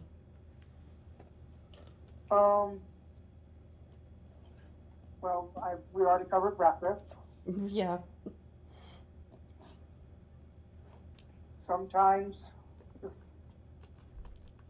I liked the Chinese food with the all the mixed vegetables. Sometimes I would have a protein shake. which was very unconventional for me. I'd actually put it in a blender with flaxseed, peanut butter. Um, I would add eggs and raw meat to it, as gross as that may sound. I know a lot of like bodybuilders do that, so I'm used to. I've heard about that. Yeah. And the reason why the bodybuilders knew about it was because of me. Yeah. Do you? I sense that. Do you frown upon the new? I'm gonna call it the new age protein powders, like the whey powder, these soy powders, like these bodybuilding powders that have come out. Do you frown upon those? I could barely hear that last part. There's a lot of new protein powders out now. Like it's a big trend. A lot of them are called whey protein, WHEY, or they use soy protein. Do you frown upon these newer versions? Yes. Okay. Because, I mean, soy is good, and they're trying to get away from the milk protein, but a lot of it's also additive, artificial garbage that you really just don't need.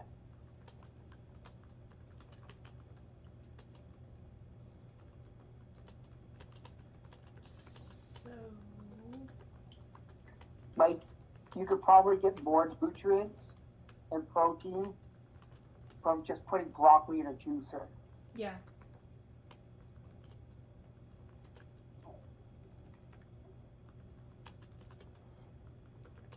But broccoli doesn't have the cool chocolate or vanilla flavor. No. So I'm curious. Like I know that all of us, like including myself, this includes different parts of me. The Draco DNA that we have so deeply rooted in us. Do you feel that we do better with like that kind of protein shake that you kind of created? Do you feel people that have, like more of a, I don't want to say carnivorous, rooted DNA, but something, like the Dracos, we have such a strong warrior, like we need that protein built. I myself have like heard through downloads that draconian souls need meat. So is that true? Yes. Is that what our bodies just need? That not just our bodies, but our cellular. That's why I put like raw meat in my protein shake. Yep. Because I didn't know it then, like I do now, but I know that part of me was craving for that certain enzyme in the protein.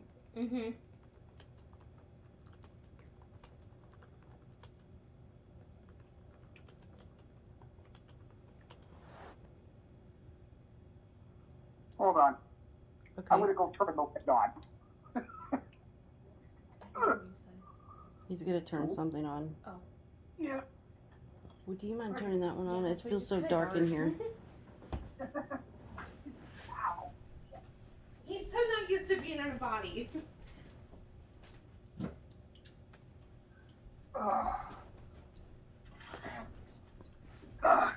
Fucking hard to walk. It is!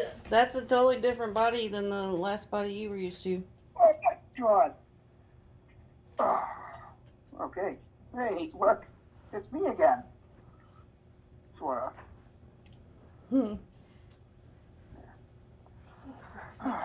He has such a sense of humor. Like... I know. Okay, Bruce, do you have any type of messages for the collective? Get their shit together. Bruce, did you just channel through me? Goddamn!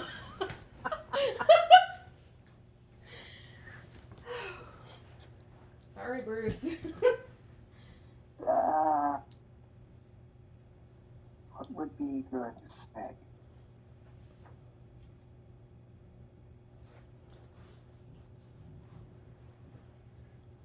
Okay. Try not to focus on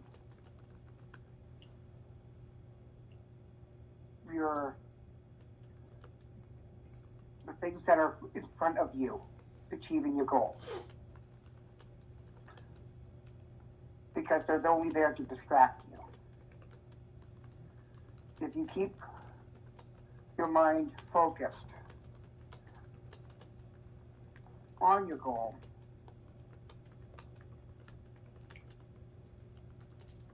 you will achieve it faster than you think.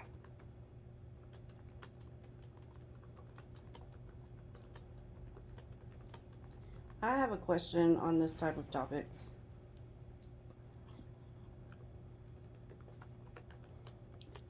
Some of us, especially in the spiritual community, because this has happened to me, when you start feeling these really higher vibrational energies and you get in that mindset of, well, I am limitless, so I can manifest anything, but is there a line between you can really manifest anything or then going into being delusional and trying to get things that can't happen?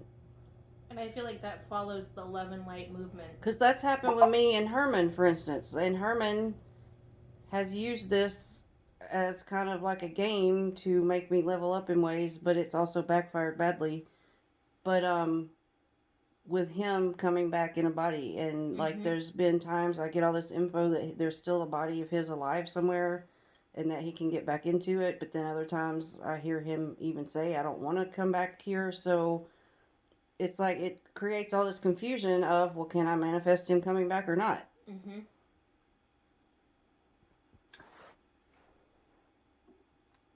Yes, you can. But he also has to want to come back too. Right. Like, he can't just say, oh, I'm just not going to do it anymore. Doesn't work like that. That's like I said, that's like trying to achieve a goal and then giving up. That's not the way anything works. That's not how the universe works. I mean, when the stars were created, whoever created it, they didn't say, oh, that's enough. No, they kept going. So I want to ask you really quickly, do you know, are there actually underground centers that are holding a lot of bodies of a lot of different famous or infamous people? Like cryogenic stasis. Yeah. Like what we were discussing, I want to say like almost 2 years ago, last year. Yeah. I think there is. I recall Sarah does not exist. What does not? Or that young lady, Sarah. You said she does not exist? I don't think she exists. And see, that's where things get confusing because then when all that happened, it started making me think, well, my abilities don't even work, but other people were seeing her, so. Because we her. Because what? We all manifested her. Okay. And me and Crystal are both aware, like, spirits really can take spirit jobs and spirit games to a very high level, especially very strong spirits. Like, they can... Herman. Yeah. Like... If I didn't die, I probably would have ended up there. Who knows? I could see that. I could, because your body is such you would have been the type of body that they would have wanted to keep. I mean, yeah. To duplicate a machine, pretty much, so like a human machine. Like, like between your level of chi. Yeah. Yeah.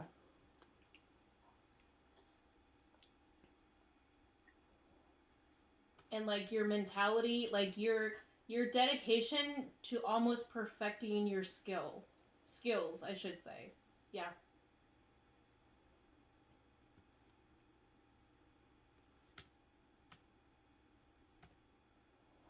Did you enjoy acting? I did. I literally have been acting since I was a baby. So, my father was an actor, and I would always be constantly on set. Yeah, I remember I read that. What was your first job? Well, besides acting, my very first physical job was working at a restaurant in not in San Francisco. I'm sorry. In oh God, why am I having a blank moment? It's okay. Was it in California? Seattle. It was in Seattle. I was a dishwasher, and one of the chefs really didn't like me because one of the waitresses had a crush on me, and he had a crush on her, and they actually did have something going. And as soon as I came into the picture, she just totally lost interest. I mean, gee, I wonder why. Yeah. You can't help it, Bruce. You're just so adorable. Guy was a pompous douchebag. and it got to a point where we had a fight outside.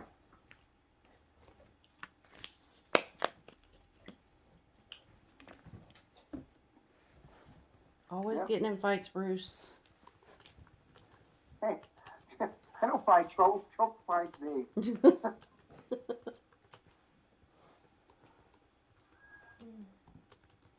I gotta quote that. Okay, so is there anything you had wanted to do or dreamed of doing before you got into, well, you were acting as a kid, and then martial arts, but was there anything else you wanted to do? I wanted to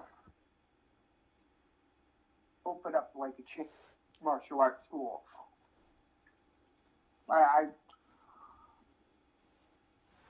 Uh-oh. My phone is at 10%. All right, let's just switch this over here then. Are you able to plug his phone in? That's exactly what I'm going to do. Okay, awesome. Oh yeah, he's up walking around. Oh.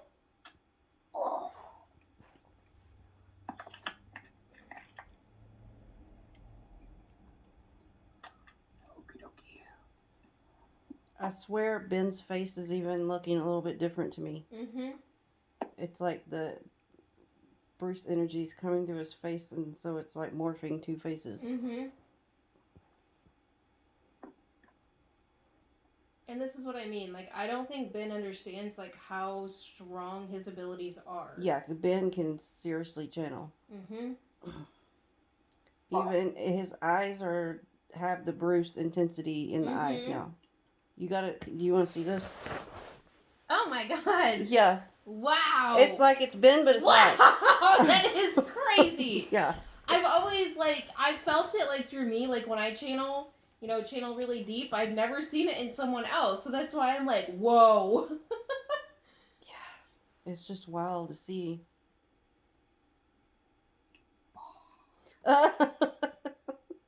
He did that. It's because I had, a brief moment where I said hi to Brandon telepathically. That's what it was. Okay, last silly question. What is your favorite day of the year? Or what was it? My favorite day of the year. I want to say it was 4th of July. Only because when I was born in San Francisco, so I always thought of myself being more of American than being Chinese, or more Chinese American is the proper term. And to celebrate the independence with them, to be accepted, that was the best. What is this body doing? I have to pee again? That's the clearing happening, just so you know. Yeah, that's whatever's going on with his energy healing right now. This is not what I meant by be like This water. turned into 9 pages of questions I and can't. answers. Yeah, I'm not surprised. And I didn't even type everything that was said. I'm just getting like the Cliff Notes version typed. How long We've has it been been under? almost 2.5 hours. Something like that. I had no idea like how much Abe was holding on to, like just like the stuff that's been coming up, like because they talked about it, like they're like you really gotta let this go from the back of your heart. And I was like, I don't even know what's there. And when I was in the bathroom, I was talking to Abe, and I was like, so I need you to help me at this point because I feel like Bruce, he's very open and talkative, but I don't feel like whatever is really needing to get out of him is coming out. yeah. And I did get, Blee showed me, like, he is going to get these downloads once he pulls back. And he's just kind of taking some time. Like, I feel even when Brandon comes through, he's really going to get that download.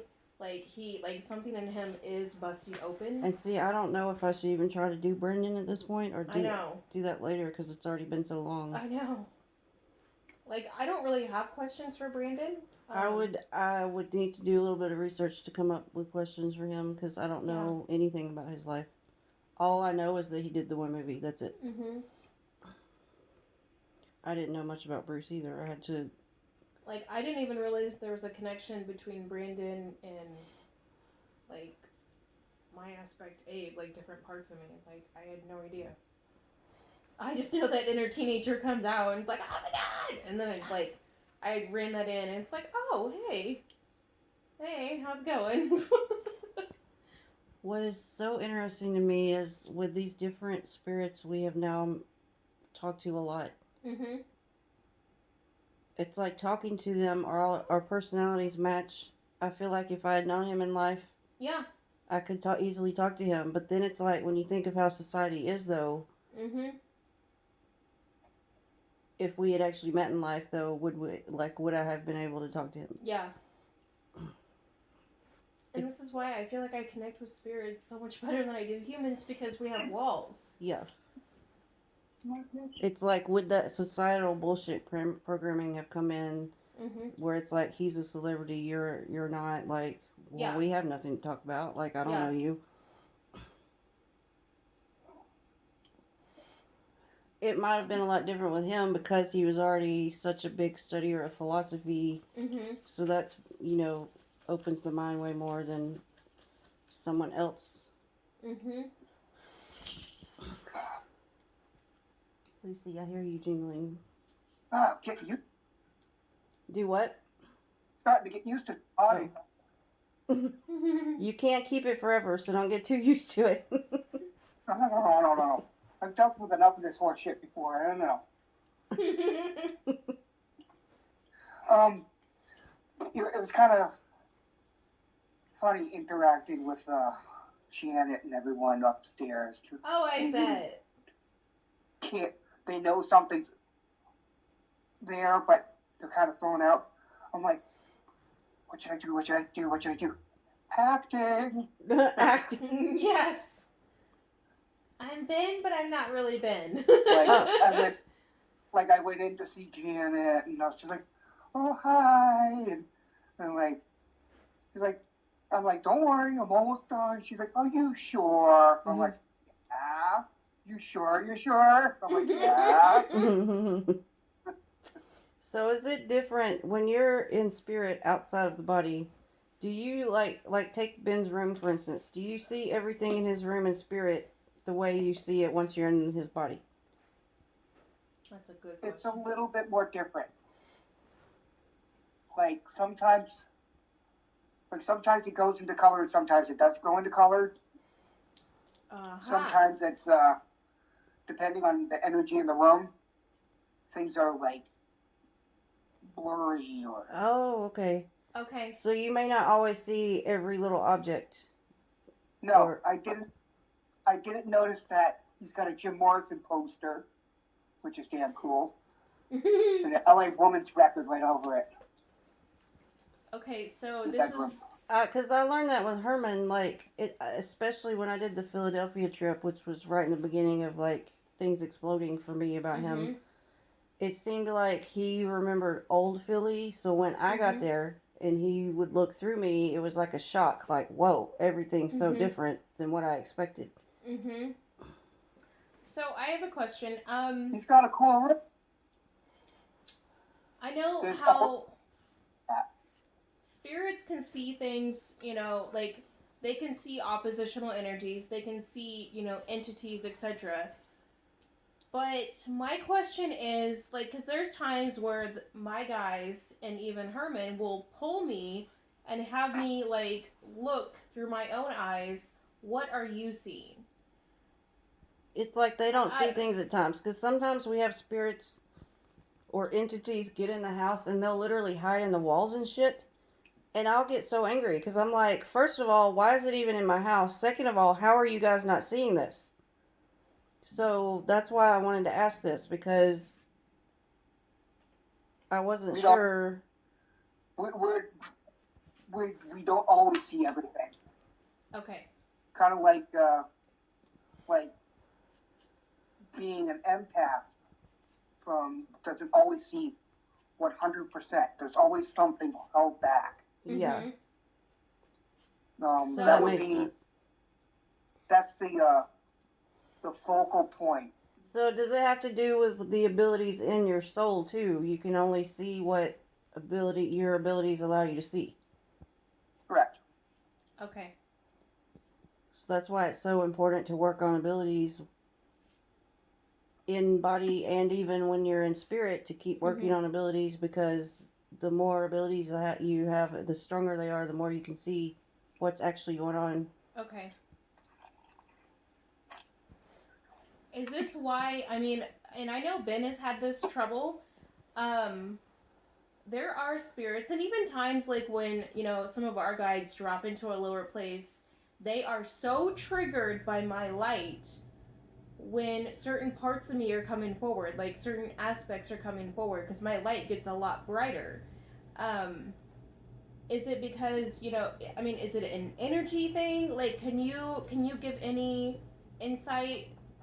Like, you know, like how you guys see... Is it the shift in your energy vibration that's triggering them? Yeah, that's what I'm curious about. Like,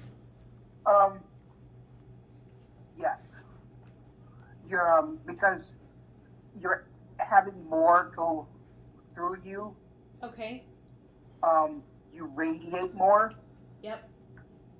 So, say for example, if I was in spirit form and I was to see this, it'd be almost blinding.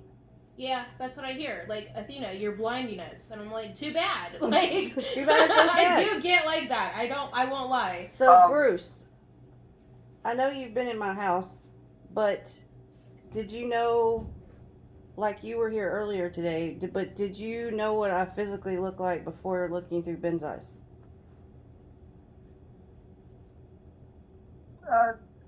Kind of, sort of. Is it different when you're just in full spirit? Like, what did I look like to you before you looked at me through this camera? I don't see you as being like a big woman. Is that what you're referring to? I'm just referring to anything. I'm just curious. Like how features. how in spirit do you see me versus looking through Ben's eyes? I see you as and I see a lot of people like this now. I see them as the reincarnation of everything put into one. When I'm in spirit form, I don't see like the hot mess I see your being, or like what Athena is. She could walk in the room like if I was just in spirit form. She's like the light in the back of Ben right over here in the corner. I just can't look at it. It's kind of similar to you, but it's different. It's hard to describe. Okay, so are you seeing more of our light body form?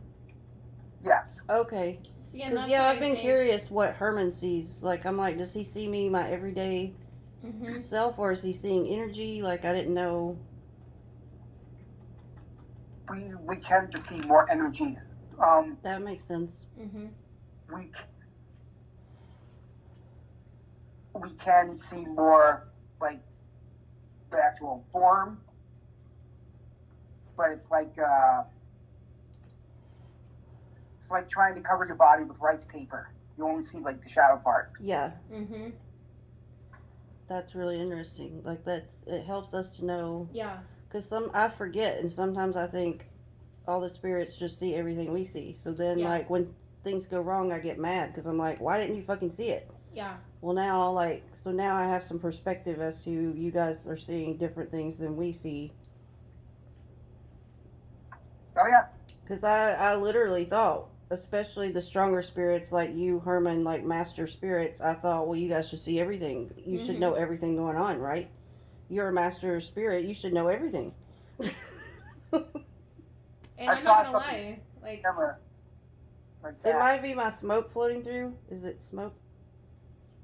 No. No, it was a little red light. Oh wow, who was that? I don't know. I just got really dizzy though. Sunbeam? You think Sunbeam? I got really dizzy. I'm like, woo. See, and when I seen Sunbeam earlier come in through my third eye, she was showing me like her fairy self, but I seen her light body fairy self. It was really interesting. I was like, oh, hi. Yeah. Yeah, it's weird because some spirits I'll see as an energy or a light or like this form that's kind of like galactic or cosmic. But then the spirits that have had lives like Herman and Bruce, I'll see them how I know they look. Yeah.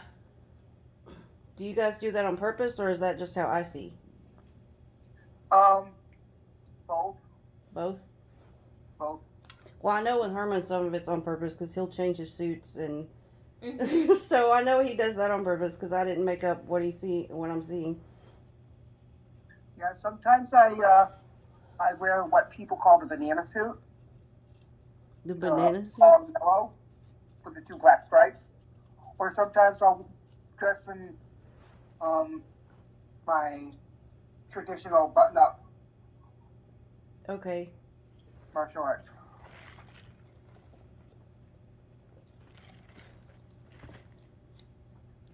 So I'm probably not going to try to bring Brandon through today because this has already been over 2.5 hours. Doesn't feel like it. I know. I'm waiting to see if anything comes forward. I know. I'm like waiting a few minutes because I'm like, I want to make sure some awesome question doesn't hit our minds. And then we end the video and be like, why didn't we ask that?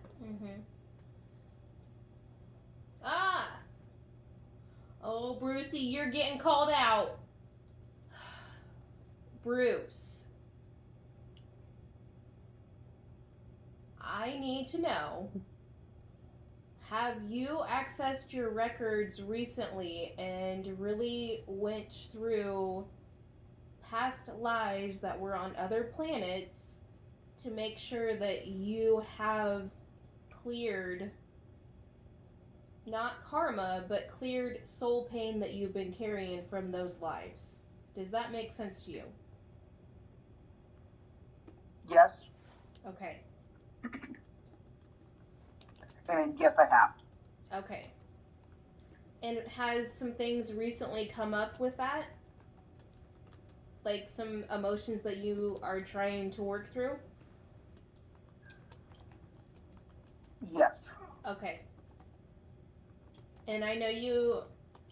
Okay, so I'm seeing your light body, and I don't know if if you've tapped in, like, I know, like, you consciously, like, check your chakras a lot. I keep getting pulled to the heart chakra. I keep getting pulled to your heart chakra. And I'm getting pulled, like, right side, like your chakras, they're very similar to how I've seen mine, like, layers upon layers upon layers. Like, it's like a constant opening of layers. Um, but there's like there's a block that you're not, you either see it and you can't get to, or you've been trying to work on it. It's literally like I see like the motion of an ice pick, like trying to just pick away at this damn block, and it's pissing off some aspect of you, like some higher part of you. Um, and I I think. know. Go ahead. You know what she's talking about? Yes. Okay. So this is where I feel when my aspect Lee, the seer, was coming through. This is what she was talking about. You need to go to your special place where nobody can access that block. I don't know what this is, and she won't show me, and I told her I don't want to know. But I feel something wants to try to tap into that block because it's connected to your power, and it's not something aligned with you. So the sooner you get this block out and you destroy this block, the better off you, Brandon, and Ben will be. It's funny because I felt the same way before you even said that. I've been trying to sit here and sort through what the hell was I picking up, like it's a deep soul pain, but it's connected to your power. Like, I know you teared up and I started to tear up, and that was really, like, it was very impactful. Like, whatever this is, it's going to, like, I see like you busting open with more light, like more light flooding into you, but it's going to break a chain. Like, I see it, it's like a chain effect going through you. And then I'm hearing, like, you can't help your brother until you get through this. I think I know what it is. Okay. Like, I feel like I don't want to know. I'm getting this, like, Abe's putting up his hand of, don't tap into it. It's, don't. Like, I'm feeling it's that powerful. So, just, you do what you need to do to let it go, but be careful wherever you go. Do not be followed. Protect yourself. It has to be strictly you and no one else. And that leads into my next question.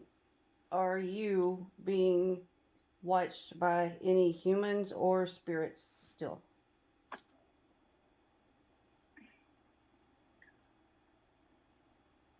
I know that I'm being watched. I know Ben's being watched. And I feel that I'm protecting Ben as well as myself. If it happens to be some crazy spirit that took a hold of the wheel and tried running Ben over the other night, to bumping into like a so-called witch hunter like you were just talking about the other night. I'm constantly on guard. Ben's constantly on guard. I feel like me and Herman are always on guard too. Our spirits, our strong souls like us, are all of us being watched? Like is it the same beings watching me and Herman that's watching you?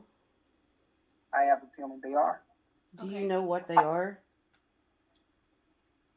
I want to say it's the same people that put that friggin' bomb in your friggin' yard. And that's why Ben was just like, where I told Ben, stay away from them. Don't put any energy towards them. But then they'll pick up on it. Right. And that's why me and Crystal, we've talked about we're at a place where we don't need to know what happened the other night with the battle. We want to rise above the opposition because we're not going to give them that animosity. Yeah, like I never even once had a thought of, oh, I want revenge of these people. Let's go attack them. They're not people. Whatever these things, they're creatures. But um, I'm just fucking over it. Like I'm so over it. Yeah. So I have some questions. Are you holding on to any soul pain regarding Brandon?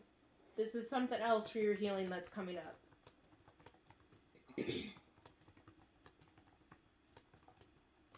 A part of me felt like in my death, I kind of let him down. Okay. I felt like I let them all down. Okay. And I think that's also part of that thing that we were just talking about. Mm-hmm.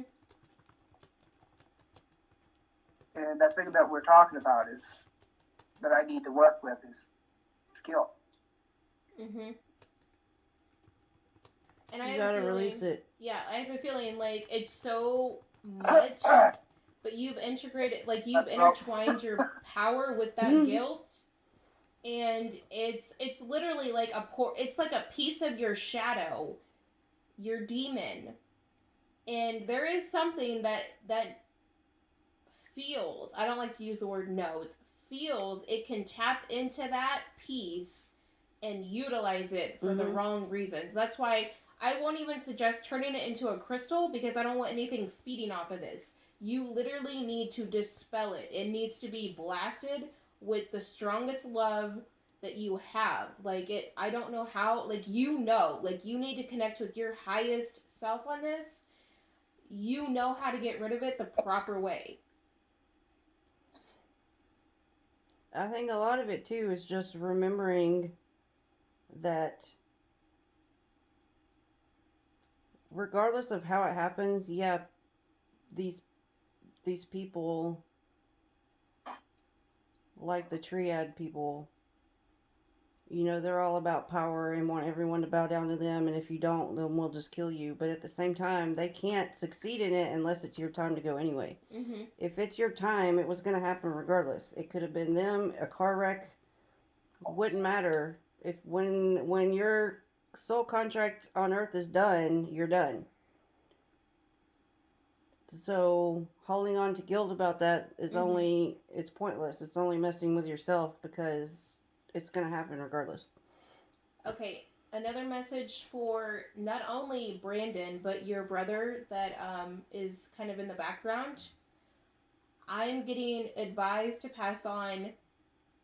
Yes, you are feeling the pull from many people that have psychic abilities, that are mediums. I know you've tried to communicate with them.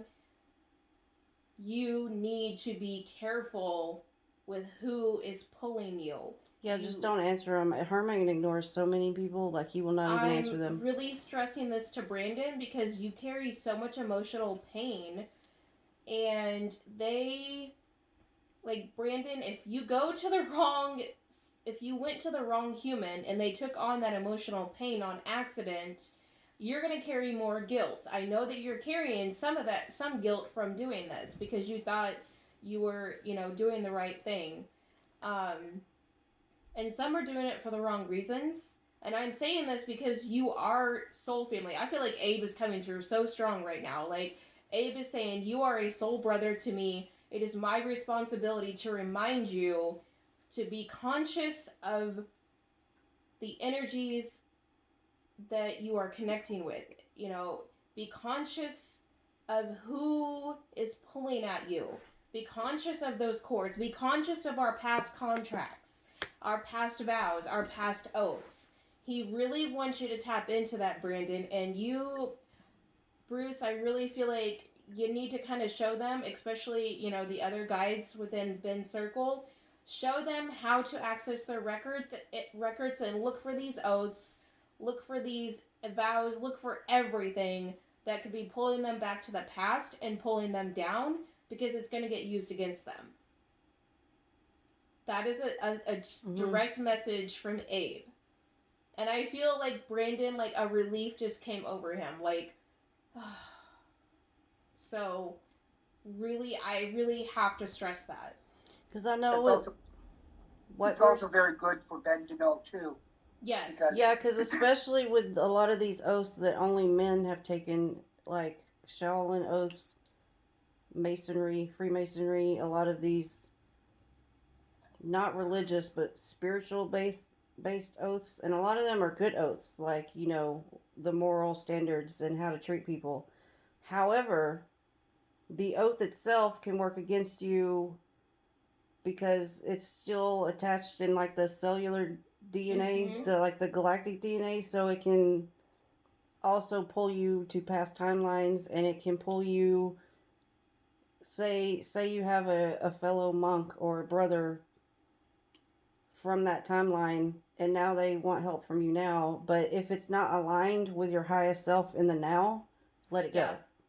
You don't have to carry these oaths forever, because oaths made in the past were aligned with whatever you were doing then, but if it may not be aligned with you now.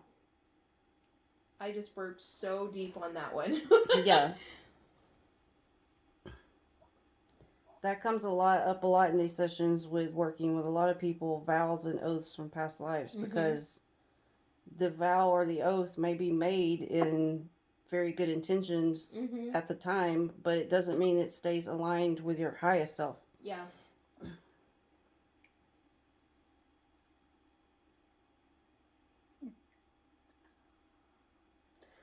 Is there anything else you want to talk about? I think we covered it all. Yeah, it's a lot. Yeah.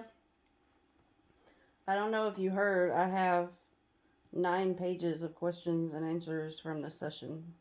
Holy shit. I want to ask, is there anything, because I'm sure you already know, I'll use quotes from things like on social media so people see like what happens in these sessions. Is there anything you do not want me to ever talk about?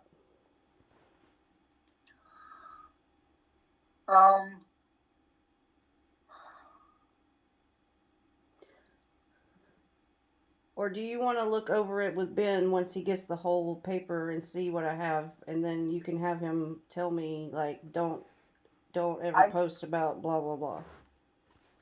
I think in order for me to release whatever shit is on my heart, is to not hold back any of this. Okay. You really need to forgive yourself about Linda. Well, some of it for safety reasons, even though I'm not a famous person, I'm not bringing up the triad part. Yeah. For my own safety. Like, some of it's common sense. I'm not going to go there. That we can leave out. Yeah. Because, like we've discussed, they're all connected to this bullshit. Right. And the last thing I need is someone connected with them somehow coming across a post of mine and being like, look what this bitch said. Keyword. The keywords are so big. Like, yeah. So.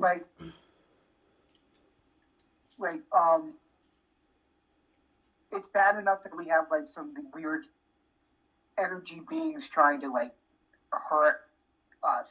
Yeah. We don't want the physical part. Right. I agree. Ben he's okay, but you know what? I'm pretty sure these guys know how to use bombs. Yeah. And we don't want our family members to be attacked. Right. Yep. Agreed. You know that would probably rock an orange jumpsuit just to save his daughter. We don't want this to happen. Yeah.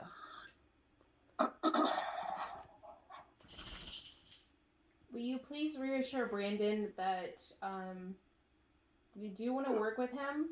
Yeah, I really do want to work with Brandon. I feel, Brandon, you're going to feel 100 times better once your father releases what he is carrying, because it's directly affecting you, and I know this because of working with Herman.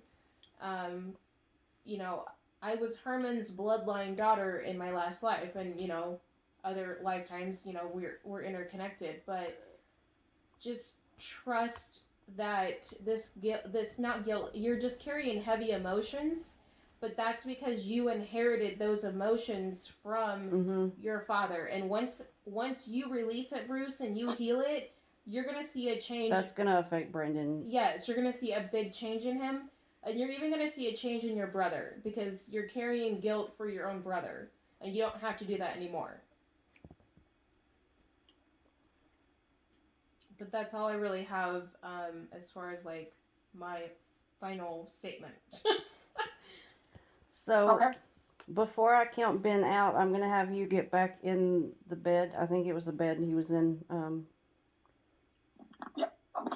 this.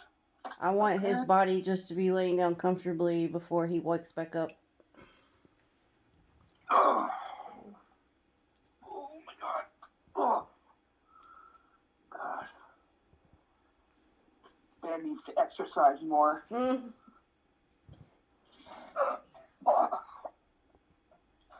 All right. Oh. Bruce, it was really awesome to talk to you, and thank It you. really was. Thank you for letting us do this.